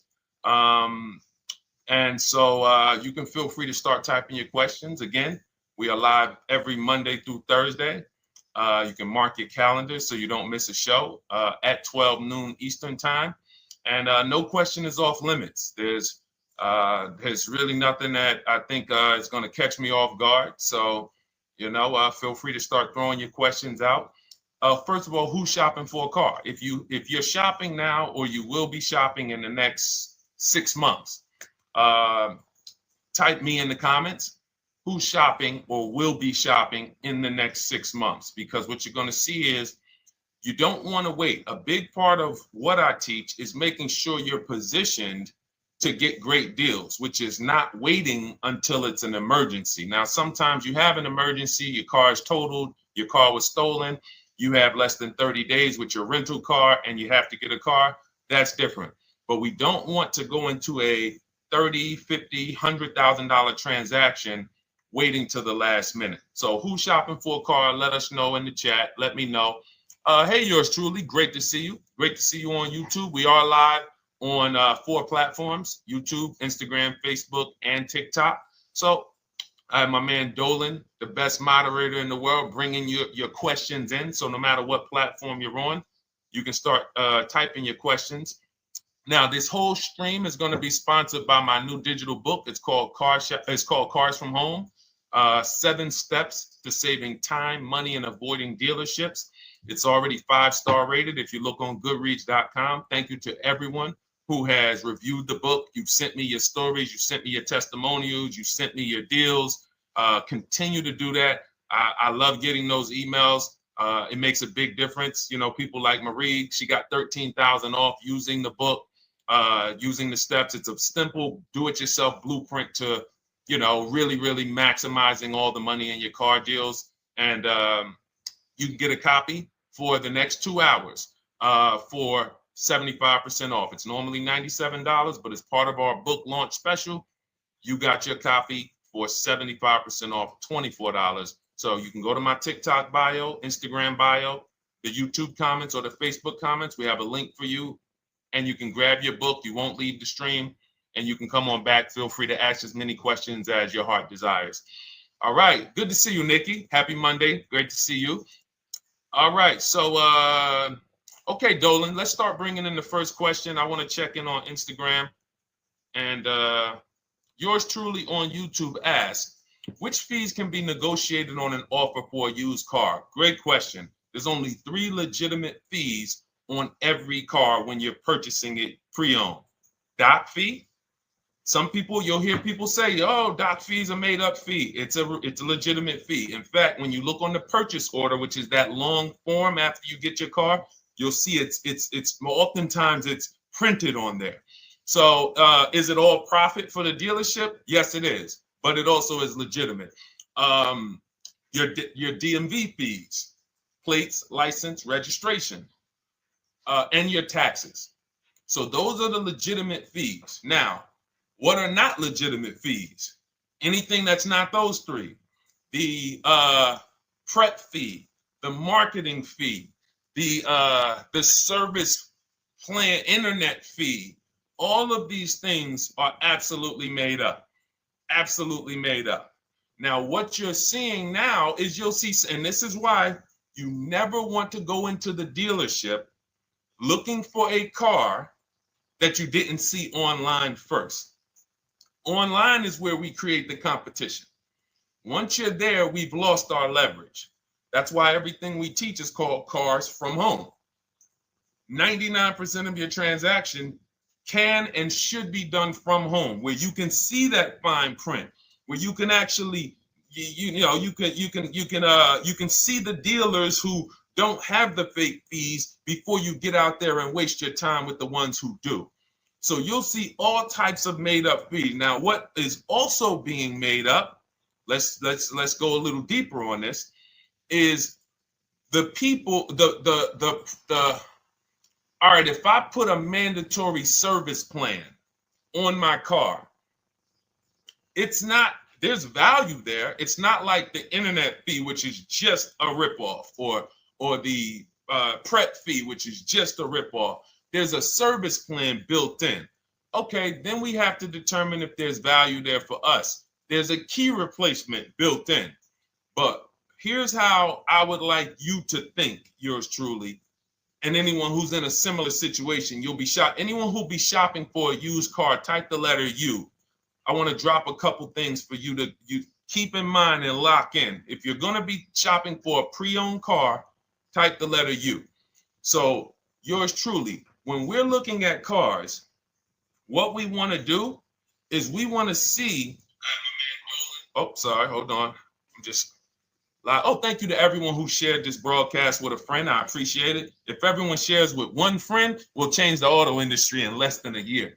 So you want to look at, as you're looking online, you want to be able to see the low side of the market for the car you're shopping for. So let me give you an example. Let's say you're shopping for once you have your budget, you want to try to get as new of a car as possible. If you don't see cars in that budget, go 1 year back. I always like to do 100 miles.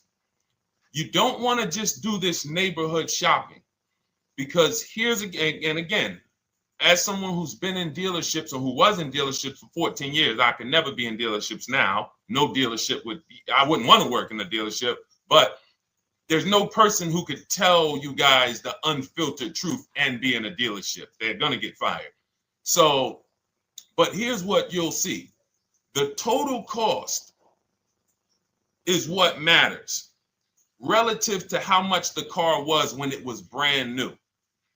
I don't want you to pay attention to what they're offering the car for, because that is a made up number based on algorithms and market. Who's ever seen somebody, sometimes you're on a website and it'll say, this car it's a fair deal, it's a good deal, it's a great deal. Who's seen that? That's based on an algorithm. It doesn't actually, it's not real value. Here's what's real value. Let's say you're looking at 4 Honda Pilots. They're asking $22,000 for one, $23,000 for the other, $24,000 for the other, $25,000 for the other. So 22, 23, 24, 25, right? Now you're looking and you're like, well, these cars look a little similar. You know, this one, what's the best deal?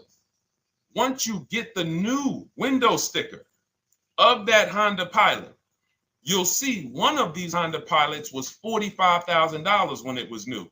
This other one was $46,000 when it was new. But this other one was $53,000 when it was brand new.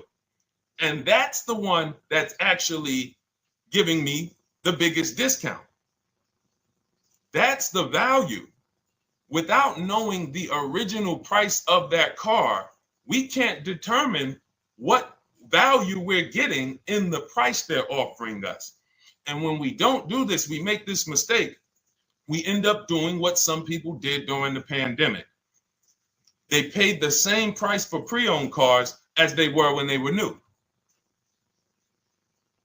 Everyone didn't do that, but a lot of people did because they thought this was my only option. There were people who paid $27,000 for a Toyota Camry that was brand new, $28,000. This is how we prevent that. When we call that in Cars from Home, in my book, the true value discount. And this is how I bought my Infiniti truck. I was literally looking at 4 of them. They all had similar prices from 30 to 31.8. And literally the one of them was 46, one of them was 48, one of them was 52, and one of them was 55. So when you do that math, and I have a calculator in my book that does it for you, but it's simple. You just put the MSRP in and you create and you divide the asking price into the MSRP. And you'll see, oh, wow, this deal is giving me 42% off. This deal is giving me 30% off. So you see how simple it is now to shop when you're looking at it that way. Oh, this deal is giving me 30% off the original price. This deal is giving me 44% off the original price. Then you weigh those things out. Now, how, I know what some of you are thinking, Deshone, how do we get the original window sticker? You get the original window sticker. Some brands have it on the Carfax. They have a deal with Carfax. And then sometimes you can Google Maroney label. You're looking for this. I'll show a picture of Maroney label. That's a window sticker. This is what you're looking for, Maroney label. And you can do window sticker, new window sticker. There is a service out there that gets them for $5. Again, I'm not affiliated with it, but here's what you should be looking at. That $5 is like my inspection on a home. I'm only doing this for my top 3 to 5 cars. Top 3 to 5. And once I get that, boom, now, if you're not doing this, there's no way you can get great deals on used cars. It is literally impossible because all you're doing is basing it off of smoke and mirrors.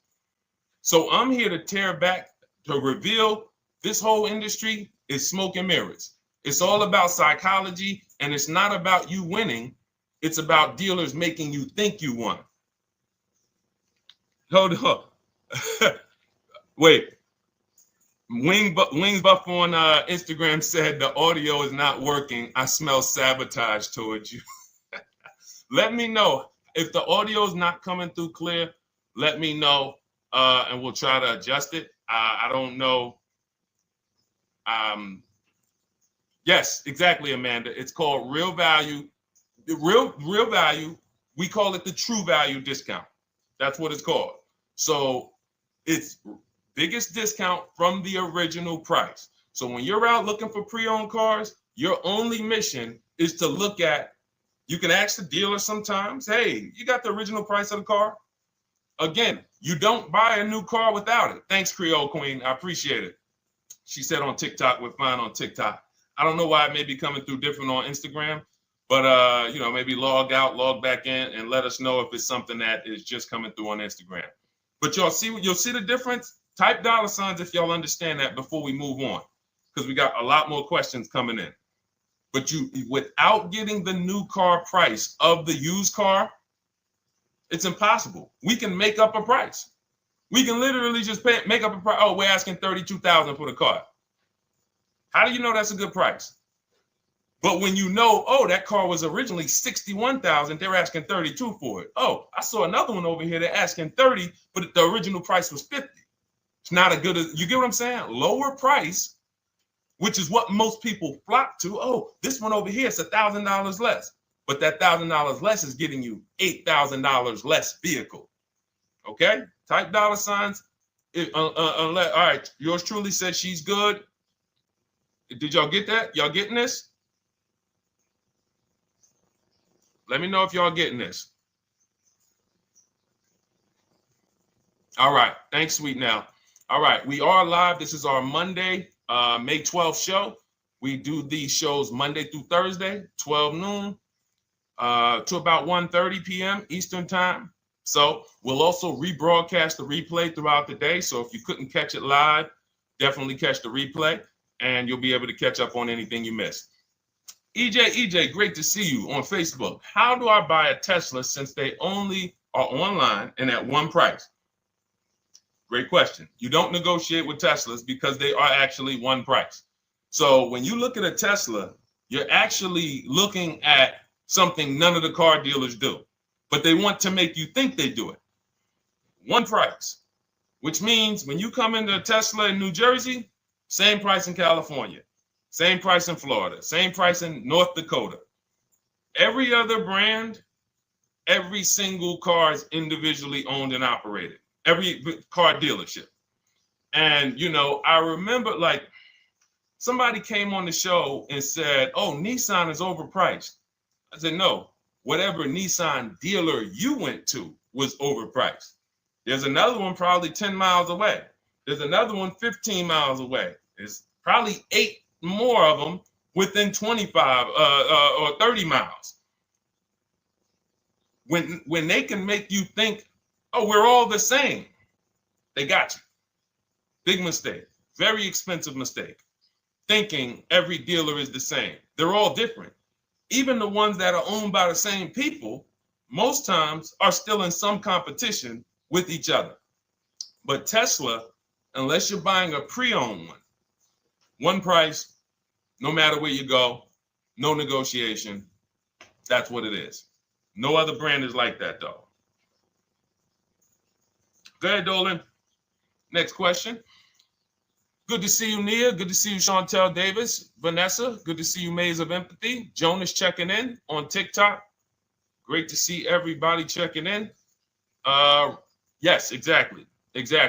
Now, I'm actually pulling up something from my first book. It was called 52 Car Buying Questions Smart People Don't Ask that cost them thousands. One of the questions was, how, when, and why should you visit a car dealership? How, when, why? There's only 3 reasons to be in a car dealership. 3 reasons. That's it. You're there to pick up your car because they don't deliver. You're there to test drive a car, or you are there to have your car that you're selling them appraised. That's it. You're meeting with the used car manager to have a car appraised. That's it. Everything else we do at home if you want to get the same results that the people are getting who are getting. Look, this is Christopher. Thanks so much for these resources. Read your entire book last night. I've already been underway trying to put my deal together. What a great book. I have my quotes together, and now I'm ready to take the next step with the calculator. Now, what he's talking about, notice he said I have my quotes, plural, because we teach something called the 25-to-5 strategy. You're connecting with 25 dealers. This is for new cars and leases. Different process for used cars. You're connecting with 25 dealers online. I'd show you how to do that in 20 minutes. This is not car buying school. We're getting these cars and these deals in literally less time than it takes you to visit one dealership and buy a car. You'll be there for 8-9 hours. We'll put in a couple hours over.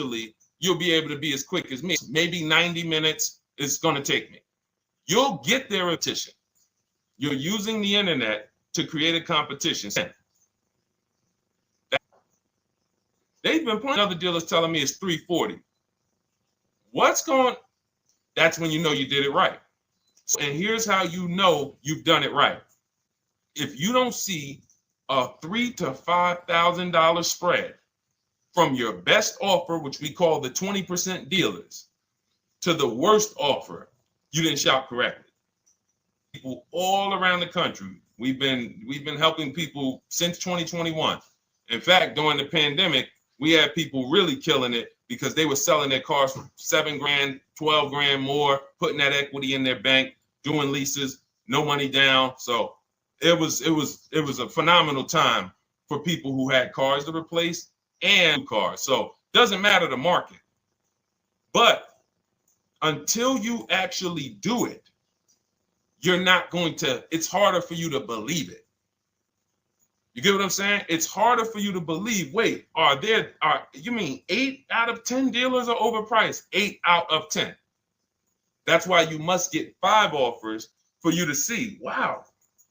My highest offer is $200 a month more, and that's my local dealer. That's the dealer that's 20 minutes away, because oftentimes some of your closest dealers, when they see your zip code, they'll be like, oh, this person is not going to shop us. Let's give them this offer. It's that dealer that's 45 minutes away, an hour away, when they get your notification on their website and they're like, whoa, okay, this is a person in our competitor's market. Let's take this deal from our competitor. It's going to blow your mind. And then it'll be changed. Right now, you're just being exposed to the information. And the same thing on used cars. The best value used cars are $3,000 to $5,000 less than the highest price used cars. It's just what it is, because 80% of dealers are going to, even when they say it's their best deal, who's had a dealer say that to them? That's our best deal. That's the best deal we can do. Listen, that's the best deal we can do. Who's had that? Raise your hand. Who's in their car buying purchase, in their shopping, has heard a dealer at any time say, hey, that's it. That's the best deal we got, right? They're not lying. They're just not going to do, they'd rather you leave and they'll sell the car to someone else. Because they're like, we're not going lower than this. But here's the thing, their competition will. That's their best offer. It's not their competition's best offer. So it's very important to understand that. Okay? All right, let's go, Dolan. Let's keep it going. Next question. Oh, good day. I'm glad you got the book, EJ. Use it. Win. Send me your success stories. Continue to just follow it step by step. Ask yourself, what step am I on? It's like a checklist. Boom, that step's done. Go to the next one. Boom, check. Go to the next one. Hey, I'm looking for a car right now. I have 7 to 10 grand. Which way should I go? Well, I mean, if that's your budget, you probably can look for, and this is not what I teach, but I do have we call this a smart car. It's not that type of smart car. The little one stands for saving money at the right time. And if I got 7 to 10, what I'm looking for, I'm on Facebook. I'm looking for something. See, and this depends on what you need. See, needs, you pay for 5 things in a car. You pay for 5 things. Remember this. Size. So anyone who's like, oh man, I need to save money. Here's what and let me actually tell you why I want you to know this. When I was in Mercedes-Benz, right? We had people come in. I remember a woman came in. She's like, okay, I got kids. I need the one with the 3 rows. All right. So she needed the one with the 3 rows. We go through it. We pick it out. Once we get her a price on it, it's way outside of her budget. Now, here's what she says. Oh, what about the one, the 2-row one? Now, my question to her, because I'm an advisor, even when I was a car salesperson, I was still, and my brand was Mr. Mercedes. So the people who are in New Jersey, I created the Mr. Mercedes brand. And I said, didn't you tell me you had kids and you needed the 3rd row? She said, oh, yeah. So I said, why are we even discussing a 2-row vehicle then? She's like, yeah, no, you're right. I'm like, this is just not the vehicle for you. And that's okay. But the worst thing you can do is to go smaller than you need on a vehicle. Because now you're not going to like the vehicle in literally, the vehicle's not functional for you. So size is very important. That's why I created something called the smart sacrifices. When the budget starts to get tight, you have to know, what can I take out? So size, amenities. Amenities is, do I need the leather? Do I need the navigation? Do I need the sunroof? Do I need the big sunroof? Do I need the wheels, the fancy wheels? These are amenities. You got power. You pay for power. Do I need the engine? Do I need the bigger engine? Can I go with the standard engine? And then here's where the money starts to really go high. Class. So you look at Chevrolet, Honda, Toyota. Okay, that's class. You go to the next class, you're looking at, let's go Infiniti, Acura, Lincoln, Genesis. These are the next class, which means you can have a vehicle, same size, same amenities. It's 10,000, 15,000 more, different class. Then we go, and of course you have Mercedes, BMW, Jaguars, somewhere in between, Lexus. These are going up in class. So, and then the last thing you pay for, which is really expensive, is exclusivity. So when you have a vehicle, oh, no one else has this vehicle, you're going to pay for that. You can have a super small vehicle. It doesn't have a lot of features, but no one has it. It's a ton of money. So as you're looking at your car with a $7,000 to $10,000 budget, you got to ask yourself, what can I take out? And I say, don't let it be size. Go with the smallest vehicle that will suit your needs, and then get the lowest number of amenities that'll suit your needs, the lowest amount of power, and then you look for the most recent vehicle. And I would look for something. Let's just say, for example, someone's looking at a Mazda 3. It's a $25,000 vehicle, brand new. I don't need the leather. I don't need the fancy stuff. I don't need a big bunch of power. I could probably find one for 10 grand that's not too old, maybe about 5, 6 years old, if I'm looking correctly. But you have to know what you can live without, because if you go and do what most people do, most people are not going to listen to what I'm saying. They're going to go out and they're going to buy a big SUV with leather and all the features, and then they're going to get a 9-year-old one with no warranty because there's just no discipline there. See, the things I'm talking about, the disciplined people, the people who are financially astute, who's like, Deshone, I never knew that car buying was this serious. How, like, I'm overspending by $5,000 every car, a minimum. There's no way that you're not. So these things weren't taught to you. None of us were taught how to buy a car. We were literally indoctrinated into, this is how you get cars, ladies and gentlemen. And who indoctrinated us into that? The auto industry.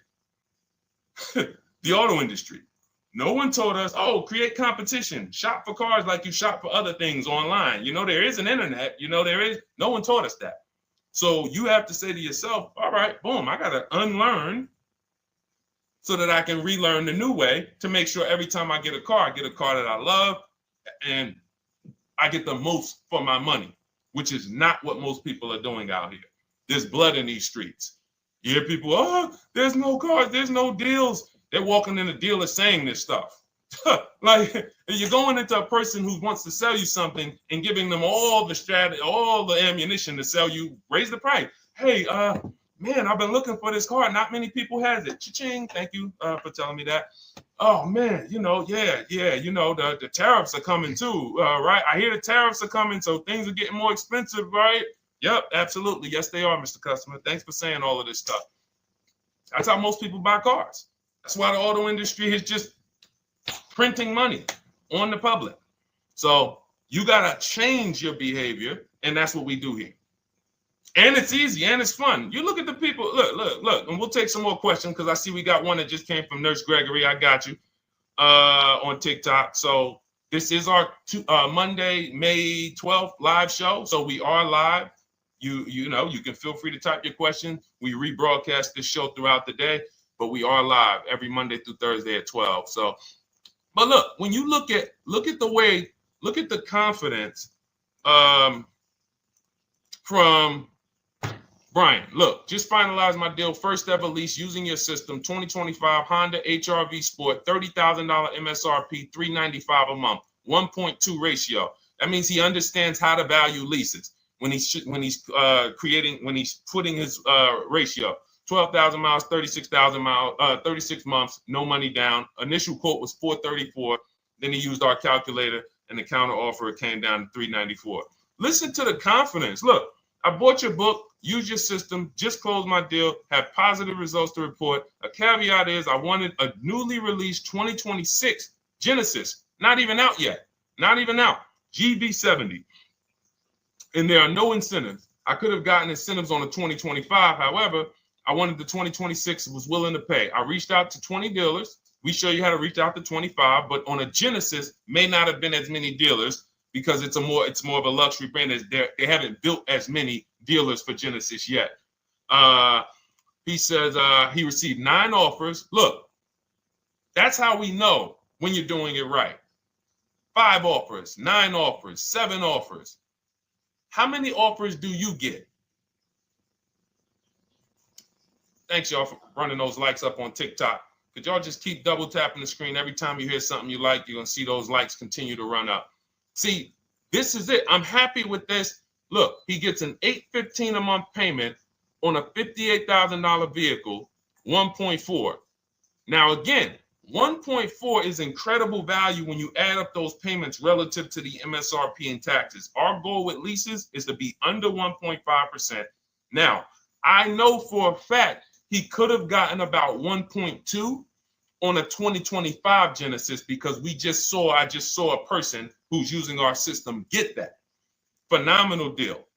But he wanted that 2026. So he gets his bids. And again, until you see the other offers that are 150, if every single time you get a car, you're not seeing $3,000 to $5,000 minimum from the car you get to the other offers that were offered to you, then you weren't shopping correctly. And again, if you want to do it yourself, you want to call around to get quotes, feel free to do that. We do this all online without talking. Who doesn't like to talk to dealers? Type me in the chat. You don't like to talk to dealers. So the people who are using our stuff, they're not going in trying to remember, oh, I'm in the dealership now. Let me say, what did Deshone tell me to say? All right. Oh, man, I'm not supposed to tell them about my trade-in. That's old 2005 stuff that car dealers been on. We've been knew about that stuff, that you were holding your trade-in till the end. That's why we're going to ask you questions that you're not really ready for. Hey, Paul. Hey, good to see you, Paul. Thanks for jumping in, coming in today. The car you drove up in, you know, whose car is that? That's what you've been driving for a couple of years? Yeah, okay, yeah, that's yours. Okay, perfect. So we are already designed, we're already trained to ask you questions that we're going to get the information. So the only way, I'm not training you to go in and do battle and negotiate with someone who negotiates 3 times a day, 5 days a week. When you step back, start making dealers negotiate with themselves. That's what bidding is. You're going to see, whoa, it's easier to save money from home than it ever was going in a dealership. All right. Good to see you, Jamel, on YouTube checking in. Good to see you, Paul, on Facebook checking in. We are live on Facebook, Instagram, YouTube, and TikTok. And for those who, hold on, let me see. Do I got any sharers? Who shared the broadcast? Raise your hand so far. Raise your hand so far if you shared the broadcast with a friend or if you hit the share button. Nurse Gregory? All right, Nurse Gregory, send me a DM.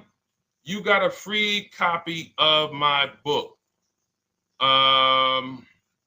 Let's see. That's it. I don't think we have any. No, if you share now, it's too late. So I wanted, let me see.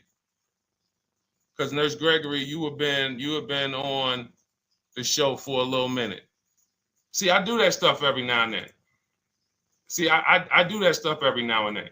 That's why when I ask you guys, like, to help me get this message out so we can help more people, you never know when I'm going to just say, you know what? You got a free copy of the book. So, you know, I ask you guys to continue to share this broadcast so that we can help more people. Like, this is not about, like, because follow me, until most of the country is actually shopping from home, it makes our job shopping from home a little bit harder. Because literally dealers know on a weekend, they come to us on Friday, hey, how many appointments we got? We got 200. 200 over the weekend. So they expect you guys to walk in. So until that goes from 200 to 100, and they're like, whoa, what's going on here? Whoa, people are not really walking in anymore. We're getting half the appointments. Oh, wait, what's going on? We only have 50 appointments. Memorial Day weekend, we got 100. We're normally at 300 appointments over a Memorial Day weekend. So until we start doing this collectively, it's hurting. It makes all of our jobs a little bit harder. So that's why I appreciate the people who share the broadcast. Yep, send me a DM. Okay, so let's go. We got more questions coming in. So pull them up, Dolan. Let's go. And this whole stream is sponsored by my new digital book. It's called Cars from Home, 7 Steps to Saving Time, Money, and Avoiding Dealerships. It's already 5-star rated.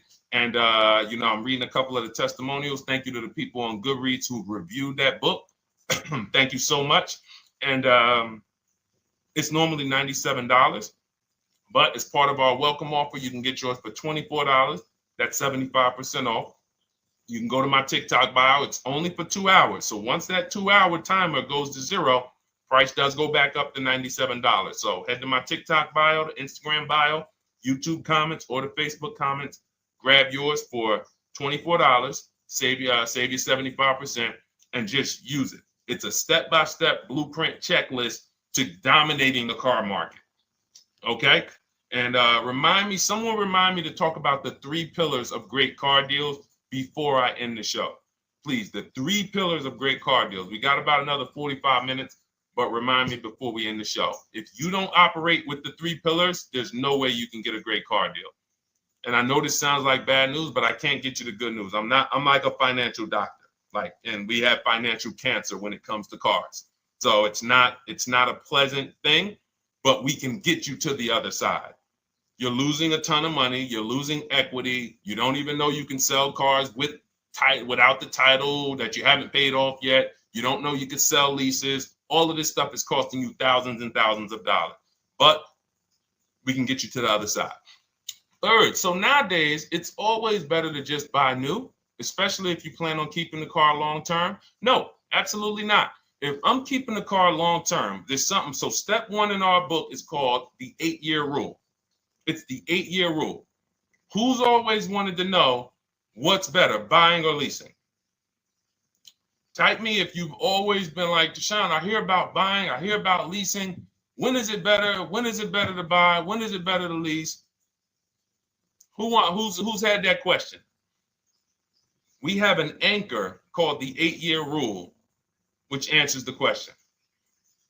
The next car you're buying, how many years are you planning to keep it? Type it in the chat. We had a bunch of people that said they'll be shopping. The next car you're going to be purchasing, how many years do you plan to keep it? Okay, Nurse Gregory, I see 5. Okay, let's get some more answers. How many years do you plan on keeping the next car you are going to purchase? 2 to 3 years, Jamel Singletary. Perfect. Good to see you, Jamel. Rain King Leo on Instagram, 2 to 4 years. Perfect. Okay. Paul on Facebook says as long as possible. You got to go with a year. See, that's the reason why. See, the longest possible, well, give me a year, a number of years, because you're going to see people be like, oh, I plan on keeping that car, and I didn't do the research to even find out that the car wouldn't last that long. So, I'm not going to buy certain cars planning to keep them as long as possible because it says literally around 100,000 miles, I'm going to start having problems with them. So if I buy them pre-owned, then I get to 80,000 miles. I mean, car starts having, so we need years. Mel Nelson on Facebook, 9. Paul, I see you, 10. Okay, Danielle Rosario on YouTube, 5 at least. So check this out. Roashu, I'm sorry, I probably butchered your name, on Instagram, 6. All right, DJ Ant Nights on TikTok, 6. Okay, 8-year rule says if your answer to that question was 8 years or longer, you should be shopping for a purchase. New or pre-owned, depending on your budget. Now, if your answer was less than 8, then you should be shopping for a lease. Both of these things come with caveats. Below market. Not these lease deals you see on commercials. Those are not lease deals. I don't even call them deals. None of those prices, as you guys see me share the leases that my students get all around the country and the people who read my book, you're going to be like, wait a minute, those don't sound anything like the prices I see on the commercials. They're not. We get below market leases. And most of the time with no money down. We always shop with no money down. On a purchase, you need a below market purchase. Again, you should see $3,000 to $5,000 above on other cars that you didn't buy. So the car you got, whether you're purchasing it or leasing it, it should be $3,000 to $5,000 below the other offers that you've seen, the other cars that you've seen online. So when we look and say, do we go new or pre-owned? And I know some of you got shocked with who was taught never lease a car. Like when I just said the 8-year rule, and I said, hey, all of you who your answer, Jamel, 2 to 3, you should be shopping for a below market lease. Dario, YouTube, you should be shopping for a below market lease. Madison, Marv on Instagram, below market lease. Yep. Rain, you've had your car for 3 years. You're already debating getting rid of it. You should be shopping for a below market lease. Yep. Nurse Gregory, below market lease. DJ Ant Nice, below market lease. We'll talk about that in a little bit. You can ask why. But raise your, if you were taught never get a lease, never lease a car, let us know in the chat and we'll handle that. But I want to answer the rest of this question because he asked, is it always better to buy new? So if his answer, for those of you who said, I'm keeping more than 8 years, I'm not breaking the 8-year rule, I'm shopping, don't think about leasing. You're keeping at least 8 years, leasing should not even be in your vocabulary. Now, new or pre-owned. That's based on two things. First is budget, because you want to go over your needs and say, what do I need? Can I get everything I need in a car for my budget? New? No. Most times, you can't.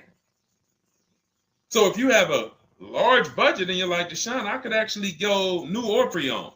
What should I get? Now that's a matter of your values.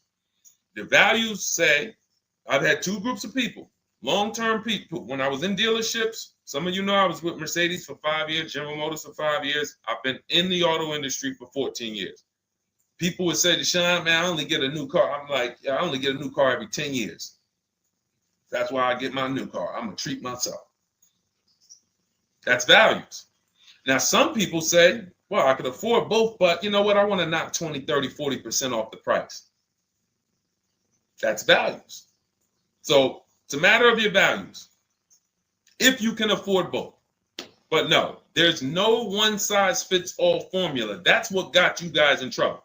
That's where you get in trouble at. Listening to people online and say, all of you should do this. All of you who's heard people say, this is the funniest thing in the world to me. Who's heard people say some teachers, car gurus who've only bought 30 cars in their life, they think they're a guru. Who's heard them say, never buy a new car? No one should ever buy a new car ever. Who's heard that? Who's heard that? Who's heard that? I'm going to tell y'all how funny this is and how bad this advice is. And one day, if I would love to be on a panel with like people who talk cars. All I need is 10 minutes. We're gonna rip them from leasing down to everything. So everyone should buy a used car, right? Oh, wait, I don't want to talk about your dad though. Miss you dad. She said I heard it from my dad. All right, but your dad probably is not saying everyone should buy used cars. There are people who say, all right, Paul, you've heard it. All right, Rain King Leo, you've heard it. So let me ask you a question. If we ask some of these people who swear, hey, none of you should ever buy, and they talk to millions of people, and they preach this, no one should ever buy a used car. So here's the question.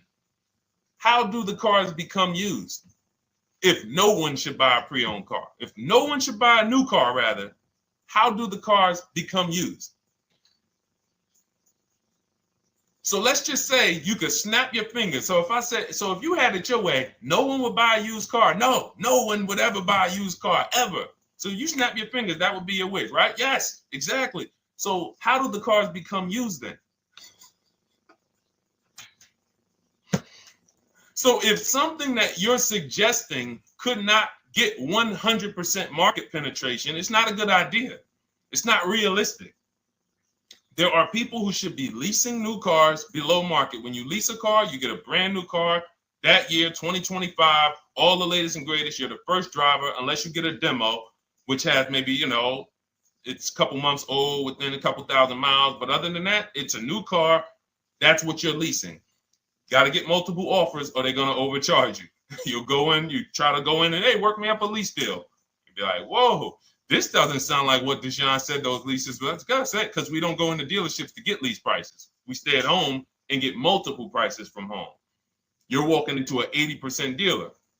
But yes, that's the difference. So the 8-year rule is to be your anchor for when I should actually be buying or leasing. And then once you go and say, I'm buying because I'm keeping 8 years, then you let your budget dictate whether you're going to shop new or used. And then you if you could afford both, it's a matter of your values. You want to treat yourself to a new car because you can afford it, make sure you get a below market deal, multiple offers, or do I want to get a pre-owned car so I can knock 20, 30, 40% off the price? Okay. All of this is in my digital book, Cars from Home, 7 Steps to Saving Time, Money, and Avoiding Dealerships. You can get your copy for 75% off for the next 2 hours. That's our welcome offer. And you'll have everything I teach about how to get below market leases, below market purchases, below market bank bidding wars. I teach something. We created something called the bank bidding war.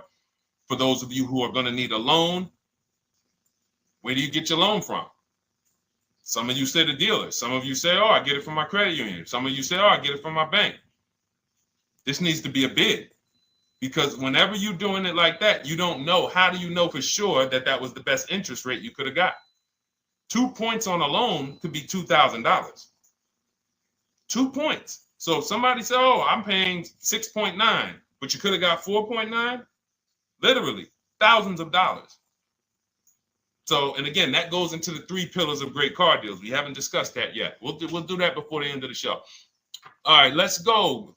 More. Oh, by the way, for those of you who I didn't finish the sentence, you want your copy at 75% off instead of the $97, which is the normal price.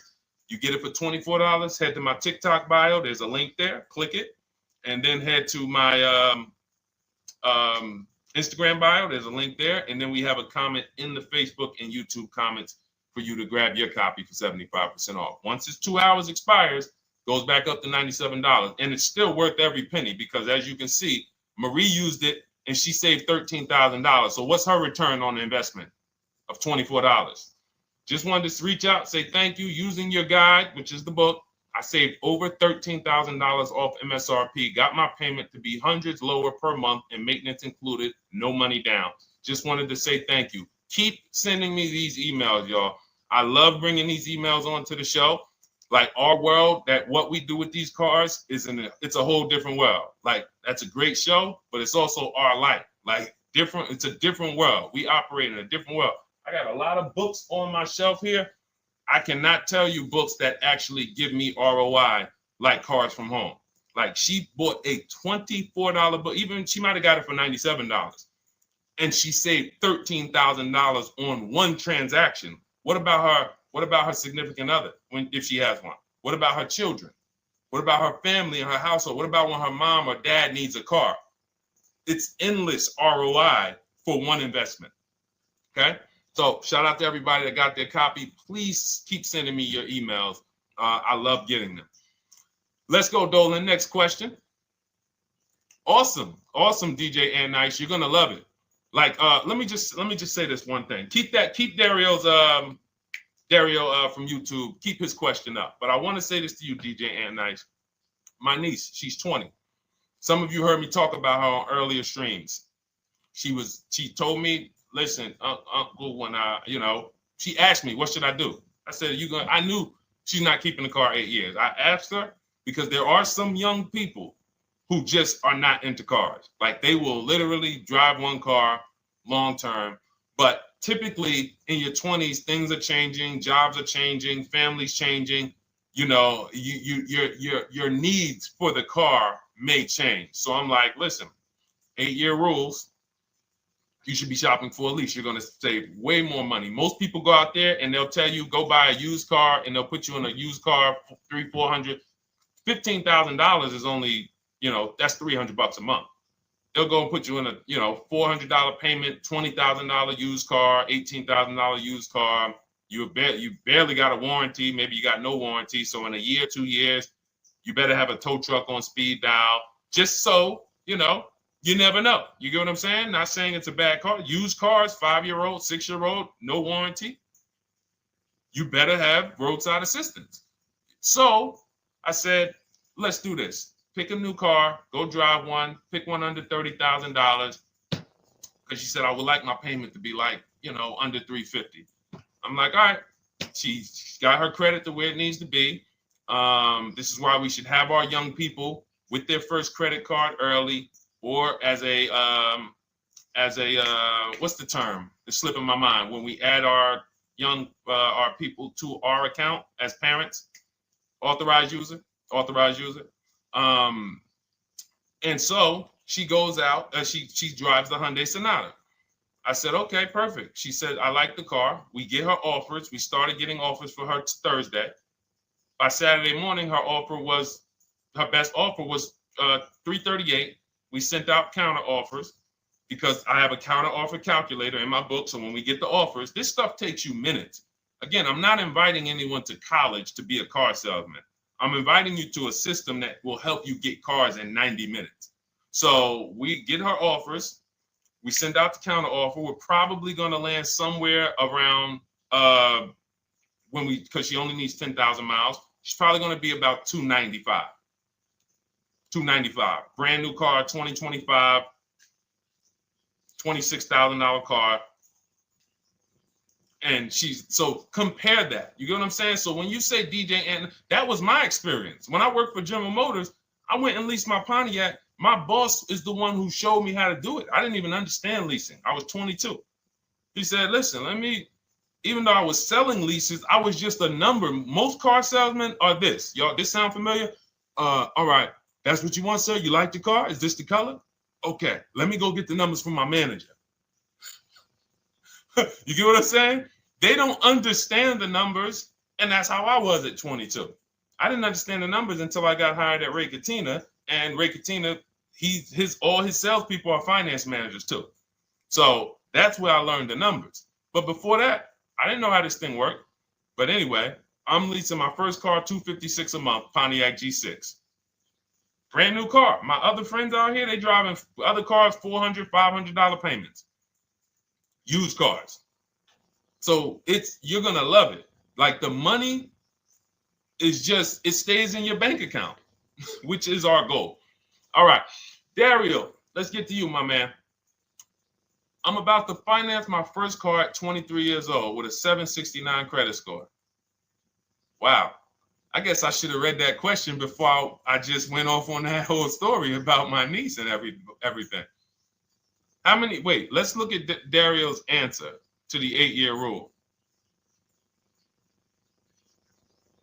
Dario, did you answer the question? Dario, how many years are you going to keep this? 5 at least. This is the part. This is the part. This is the part where I don't know what to do. You get what I'm saying? Help me out here. Y'all get what I'm saying? Like there are times where I literally don't know what to do with this. Everybody, we talked about the 8-year rule, right? We went deep on the 8-year rule. I asked everybody I said, how many years are you keeping your next car? Everybody tapped in 10, 8, 9, 7, 5, 3, 2. I said, okay. Step 1 is the leasing versus buying question. What's going to save me more money? If you are not keeping your car 8 years, you are absolutely overspending by not getting a below market lease. Then, which I didn't even count on, DJ Ant Nice comes and says, hey, man, you talked me into getting this lease because I want to save the most money possible, and I'm not keeping the car 8 years. Then I walk you through a scenario where my niece, her first car, she's 20. She's about to lease a brand new Hyundai Sonata, and her payment's going to be $295 a month. Add that up, $295 a month for 3 years, $295 a month times 36 is $10,620. That is her payments over 3 years. $10,620 over 3 years. Which means if we look at the $26,000 car she's getting, and then we look at the taxes and fees on that $20,000 car, we're probably going to be somewhere around $28,000.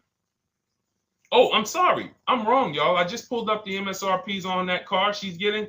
It's $28,500. $28,500. She's paying a little over $10,000 to drive a $28,000 car that with taxes and fees would probably put her around $30,000. A little more, but let's just say you get a little discount, $30,000. She's paying. So if she bought this car, what would that car be worth in 3 years? What would that car, if she bought a $28,000 car, $28,000, throw some numbers out there so we can really try to help Dario and the people who just, all right, may need us to go deeper on this. You might need me to go deeper on this. You might be like Dario, like, okay, Sean, I didn't grasp it. Let's go deeper on this. What would the car that she's getting, my niece is about to get for $28,295 a month, what would that car be worth after 3 years? $28,000 car.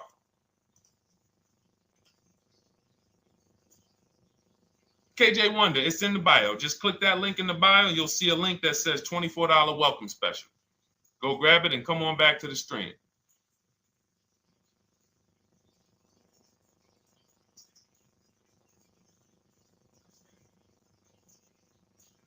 Anybody want to tap in?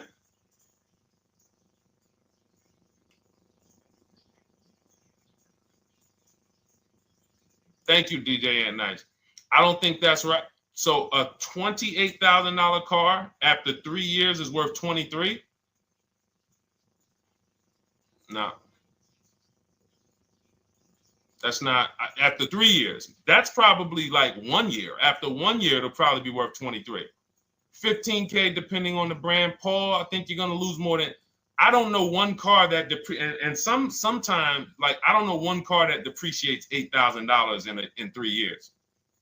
So I'm a conservative person when it comes to my numbers. That car is like, let's be real here. You don't buy a Hyundai Sonata, come back in 3 years, you paid $28,000 for it, come back in 3 years and they give you 20 for it. It's going to be more like 13,000, 15,000. What if you have an accident?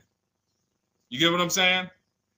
So, and unfortunately, you know what's hard about this?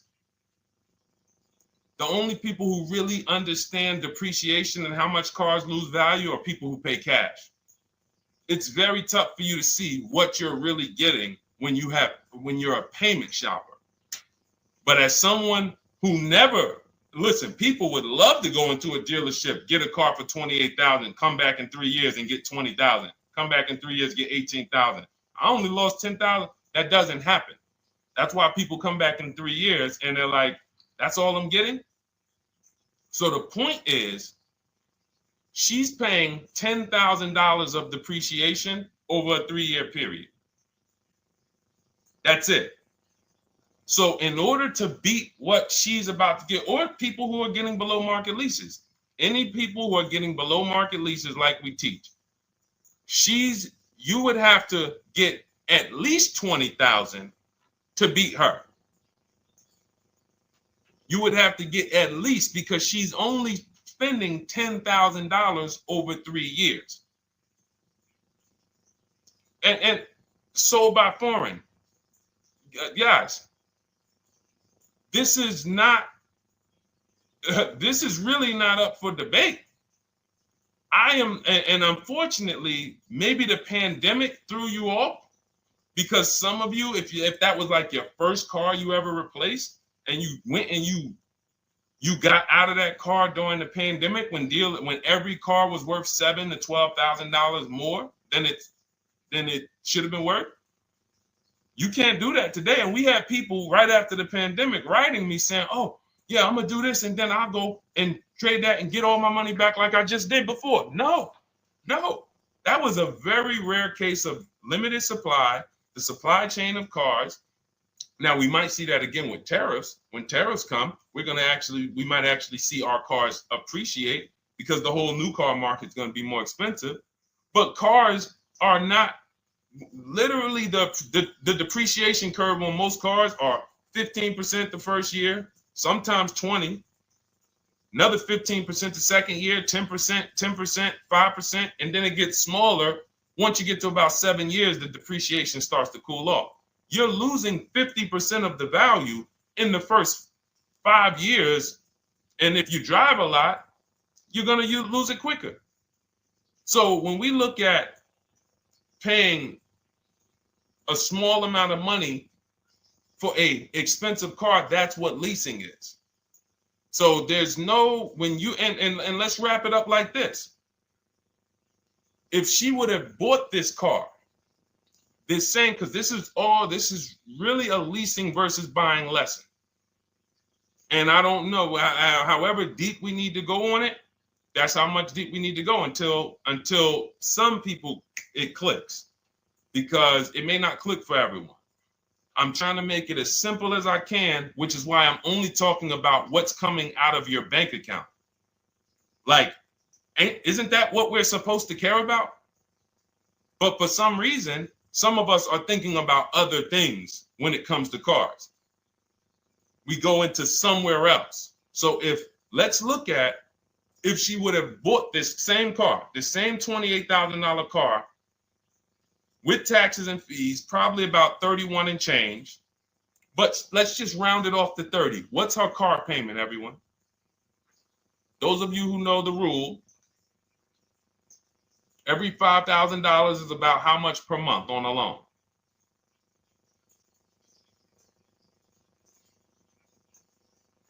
Every $5,000 is about how much on a loan?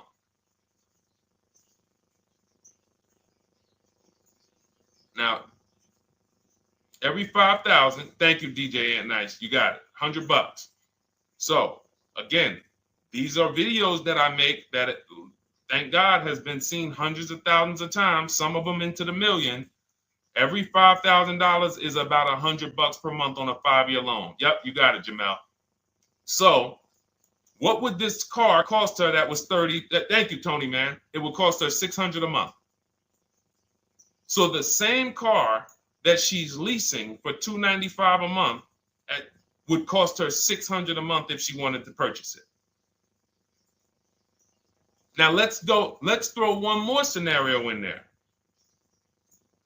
Let's say she finds one for this price that yours truly said, about $18,000. She gets a 3-year-old used one. 3-year-old used car, good mileage on it, taxes and fees. She's a little over, let's round it off to $20,000. What's her payment?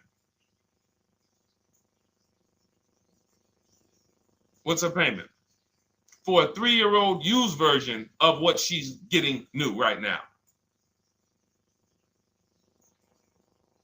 $400. So where does it make sense to purchase at? Thank you, D-Boss.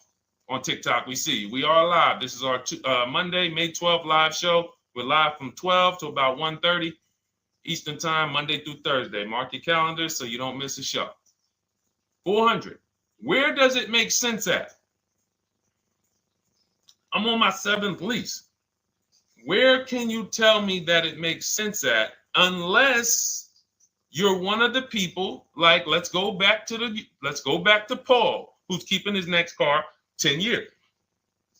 Let's go to, Paul on Facebook. Let's go to, who else we got? We got a bunch of people that said 8 to 10. Nope, not too many. That's why I read all of that, and I'm like, yo, all of you people should be leasing. 10 years. Wait, nope. I can't find many of you who said you were going to be keeping more than 8 years.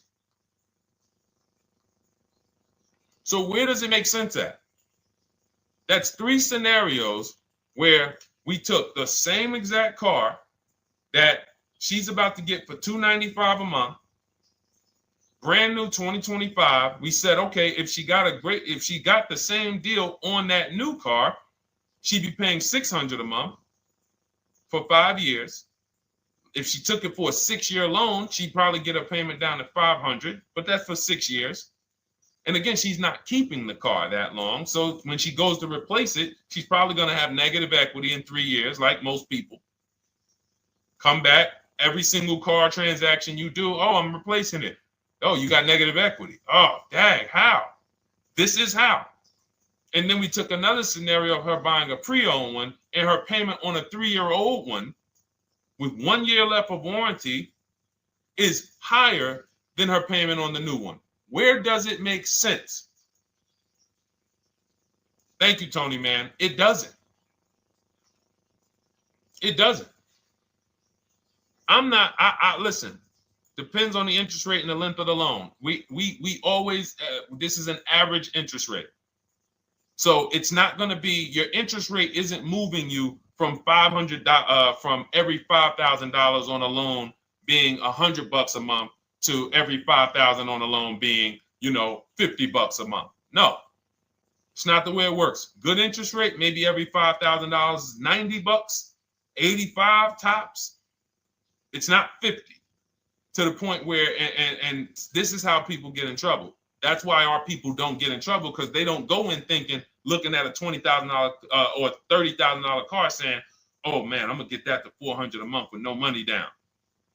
Yeah, you'll get it $400 a month with no money down. Your loan's gonna be 96 months. So when we have these boundaries, this is how we move. We're not even talking about the bidding process. We're talking about the bidding process is how we get the dealers to give us the best prices.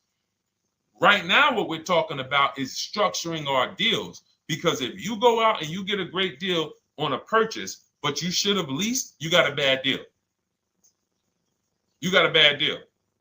If you go out and you get a great deal on a purchase, let's just say she gets $5,000 off this car. So instead of 30, she purchased it, she got them to knock off $5,000. Her payment still, instead of $30,000, it's $25,500 a month. Thank you. Just enjoy. Appreciate it. It's fine. So a great deal on a purchase, when you are not keeping the car 8 years, is a bad deal, because it cannot compare to if you had gotten a below market lease.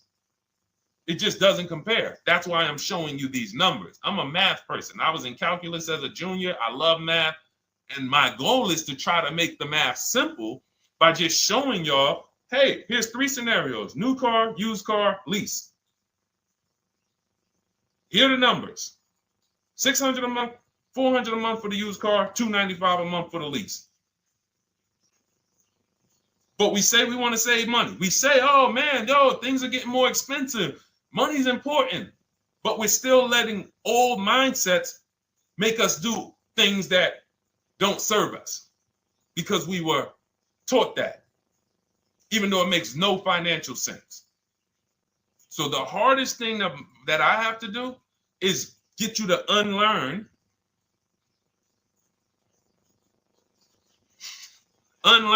what you have been taught. That's why I represent this brand, because I realize I can't do anything for you until you get rid of the bad stuff that you picked up.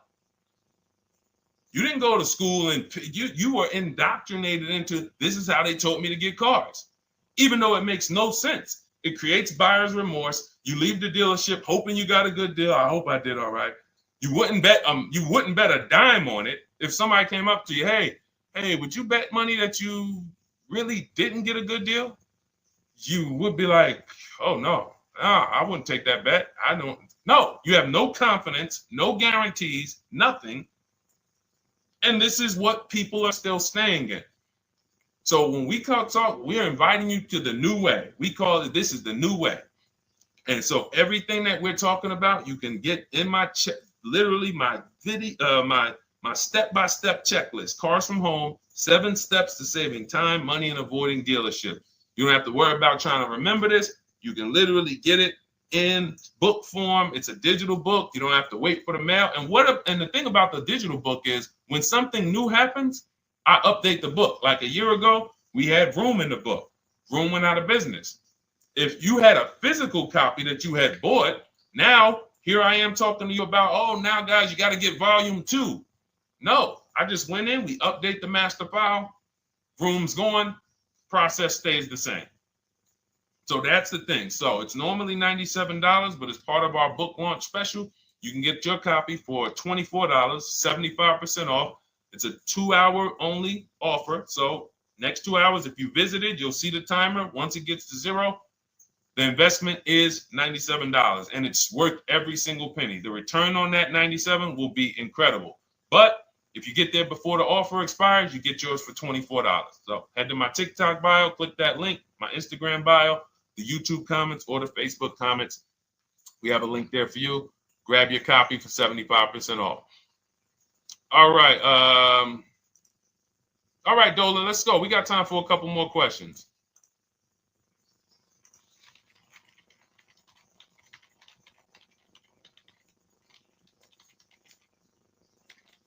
Okay, I'm shopping for a 2018 to 2019 Platinum Escalade. Should I buy in town, or what do you feel about delivery charges from out of town? I would compare. So it goes back to what we started talking about on the in the show when we first started. Total. This is why you need to know the original price. So when you know the original price, what you're looking at, and this is everyone who's shopping for a used car, without knowing the original price, you're just grabbing at straws. You're buying based on made up prices. You don't know. How do I know he's asking $65,000 for it? How do we know that's a good price? You don't. Buyer's remorse prone. Zero confidence in what you pay. But when we know the new price, oh, the original price of this one was $102,000. Original price of this one was $110,000. Original price of this one was $90,000.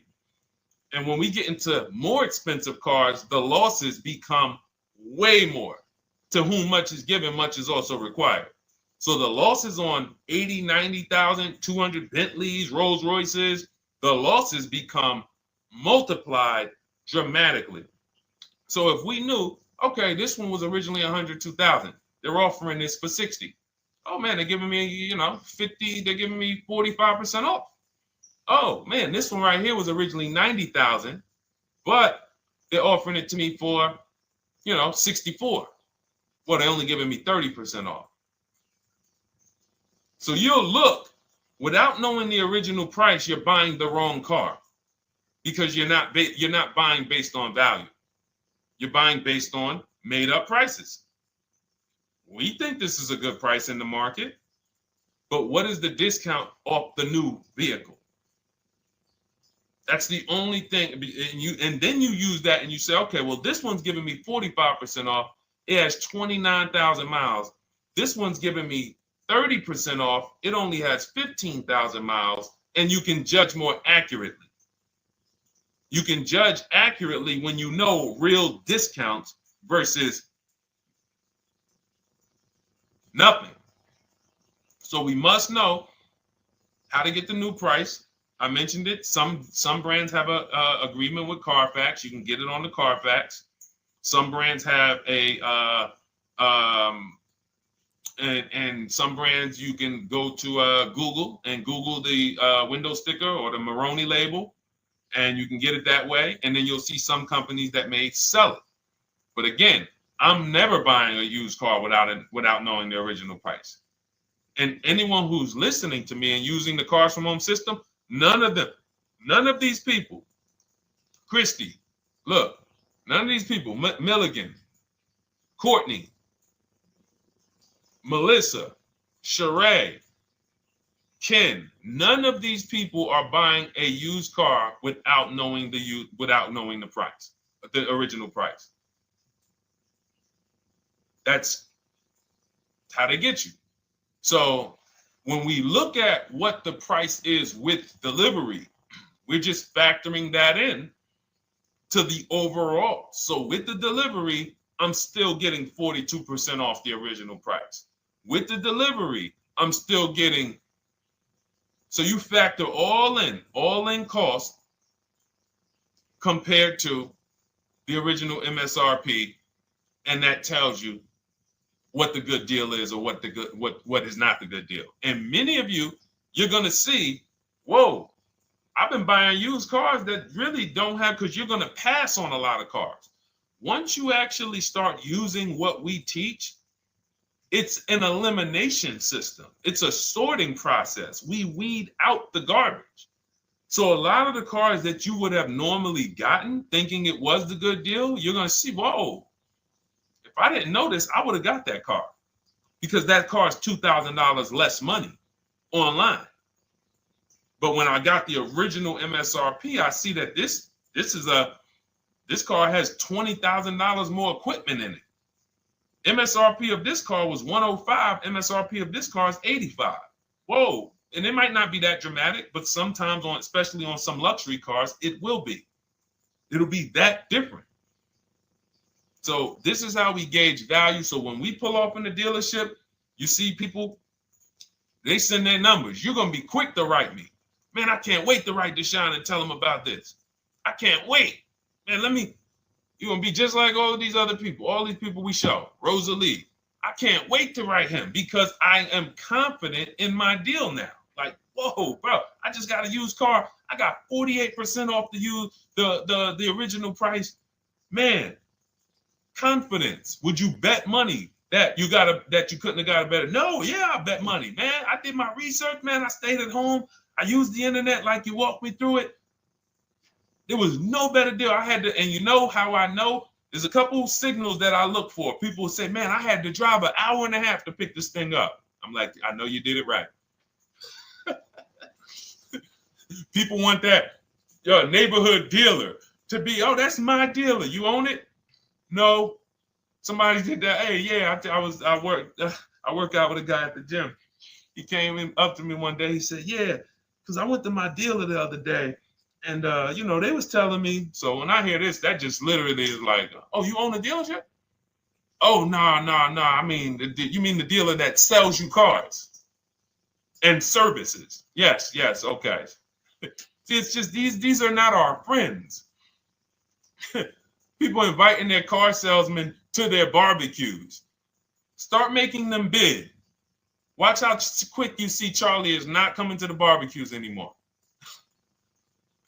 You got your car salesman coming to the barbecues with you. Hey, how many cars? Oh man, this is Charlie. Charlie, let me introduce you to my neighbor Jane. Charlie's been selling our family cars for years. Charlie's like, yeah, hey Jane. Yeah, hey, listen, Charlie, how long we known each other? Well, I knew your grandfather first. Yeah, listen, Charlie, hey, watch you start one transaction where Charlie gets a message. Your message from online. Hey, this is Nicole Stewart. I'm looking for this car. We have all of these templates in my book too, so you don't even have to think about what you're going to write. You just copy and paste them. Hey, phone's going to be ringing for him. Now, we use a shopping email and a shopping phone number. We never give the dealerships our phone number. We don't want dealerships coming to our personal phone number. We use a Google Voice and we create a brand new Gmail. So you look and next thing you know, you're getting a phone call. Hey, Miss Stewart. Hey, Nicole. Calls you by your first name because, he knows your grandfather and everything. Hey, Nicole, I just got the email saying you wanted to get some, you were shopping online. Like, what? Come on. So when are you coming in? You come on in. No, actually, I decided I'm going to get a couple offers. I just want to make sure. Now Charlie has to compete.